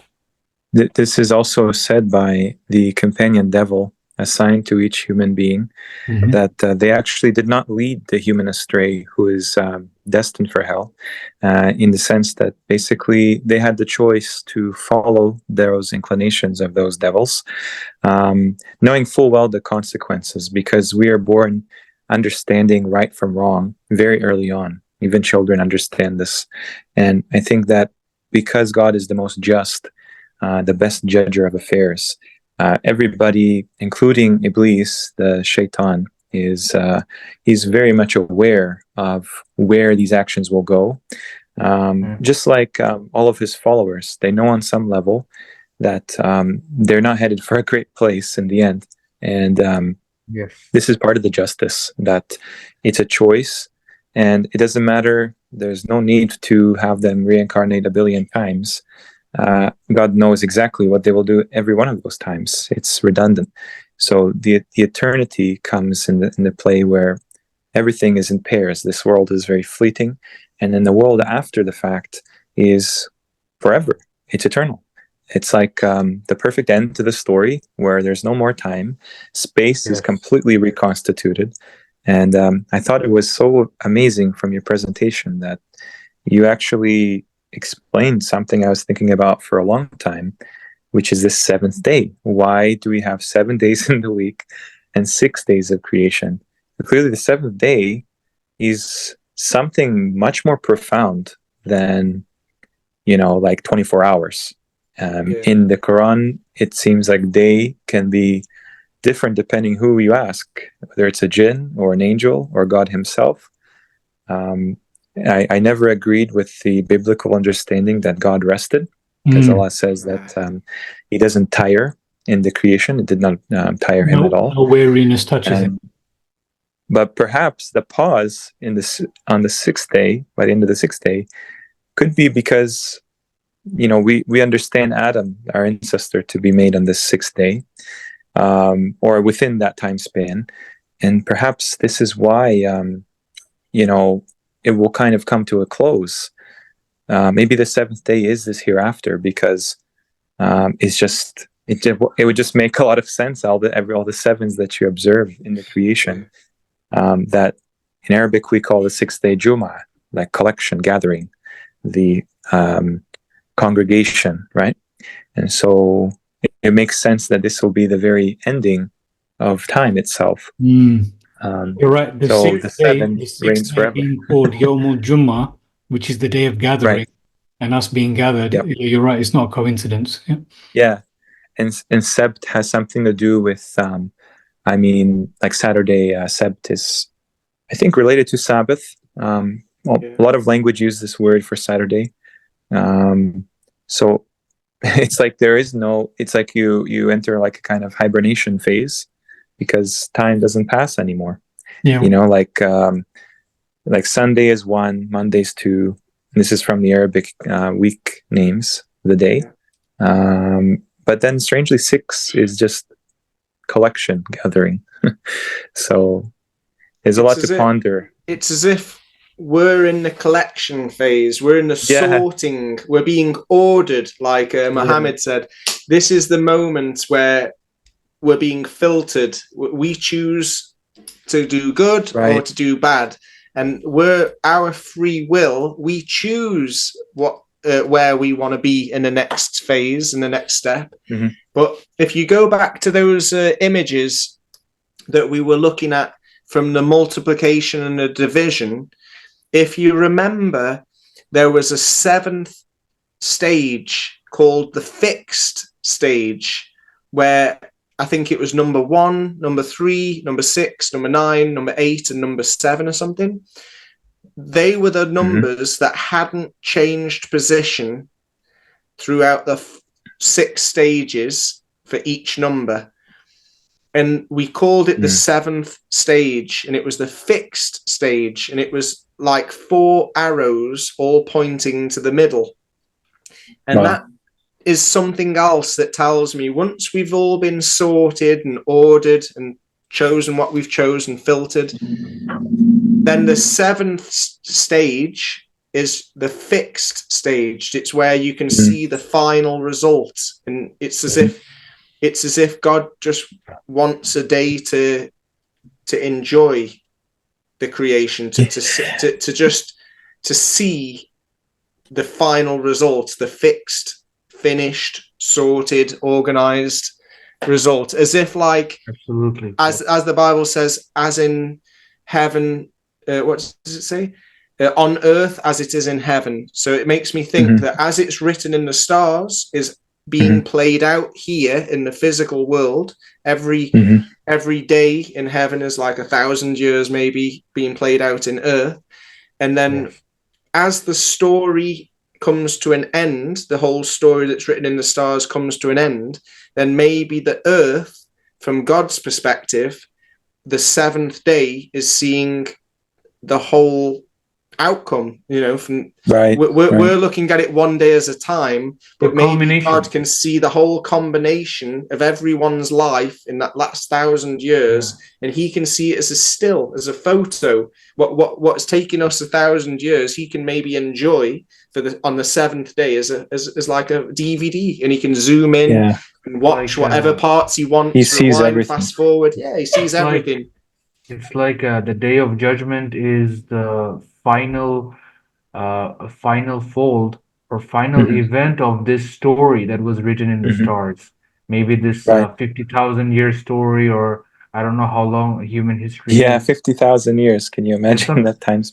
Something like that. So the Day of Judgment is just the culmination or the wrap-up of this story that was written in the stars. And then the next phase of our endless existence as human beings is in the heavens or in hell, according to the lives we led in this and hell world. has 7 gates. Yep. Wow. And Okay, brothers, this is beautiful. Honestly, it's hard to stop, and I just want to thank Howard here for us to finally connect, because I'm thinking, why didn't we do this sooner? We should have done this a long time ago. But obviously, I think we were supposed to do whatever it is that we're supposed to do before we have this great conversation. And I really do hope it's the first of, no, not hope. This will be the first of many conversations, inshallah. Because clearly we've got a lot to connect, a lot to discuss, a lot to bounce off each other. So and I know definitely Brother Igor has got plenty to share and present as well. So inshallah we'll be back for another one. Yes, please. I'd like to say thank you to everybody that's here, and thank you to everybody that's watching and everybody that will watch this stream. I really appreciate everybody taking the time to look into this information that I've come across and to hear my interpretations of it. And I would most definitely like to come back in a week or two, or whenever Igor is ready. I'd love to see more of the information that he's been showing me, and Mohammed and Awais and whoever else is interested can come on, and we can just throw ideas around again. I've really enjoyed it, and I definitely think it's a good way for us to all make progress. Yep. Hopefully we'll pick a time when Brother Imran is available as well, because he's one of the key members. Everything that you were talking about today, the golden ratio, the patterns, the mathematics, it's a shame that he wasn't here today, but he'll be here hopefully in the next one, inshallah. Inshallah. Yeah, and I want to also commend you, brother, because these are very confronting topics, and there's going to be a lot of pushback on all sides. When you're telling people that, hey, everything you've been told is a lie, basically. But I think the conviction is that because we understand that Shaitan steals kind of a portion of humanity, and the one that he is unable to affect are those that are truly loyal to the Creator himself. Rooted. Yeah, it's like one of the surahs in the Quran is called Ikhlas, which refers to the sincerity or the loyalty. And it's only 4 verses long, but it describes the qualities that only God can possess. And his followers are made from that word, mukhlasin, the ones who are loyal to him or sincere to him. So as long as we, converge and collaborate on, Sincerity what we of can truth. understand. Mhm. What we can Sincerity of truth, yeah. Right. So I think that this is something that can only be good. They can only, point us in a direction that is very fruitful and has many blessings in store.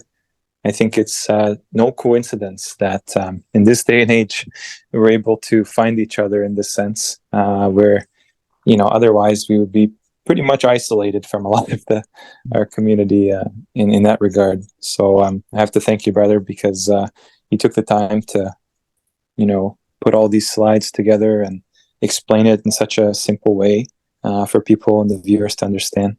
So I'm looking forward to the next one. I definitely have to add more things on numbers, because a lot of things you had pointed out is pretty much on par with numbers, as far as I've been able to gather from the Quran itself. So yeah. I think Awesome. these are the sessions where we learn the most, where we like speak to one another and just bounce off ideas, thoughts, even conjectures, and then they reveal a lot. So alhamdulillah, I really enjoyed it.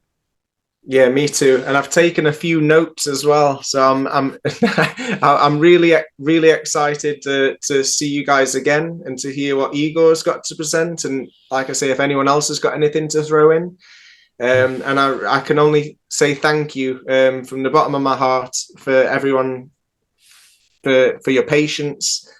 I hope I didn't put you to sleep No, at any point. On the quite the contrary, opposite. the on the opposite. Because contrary.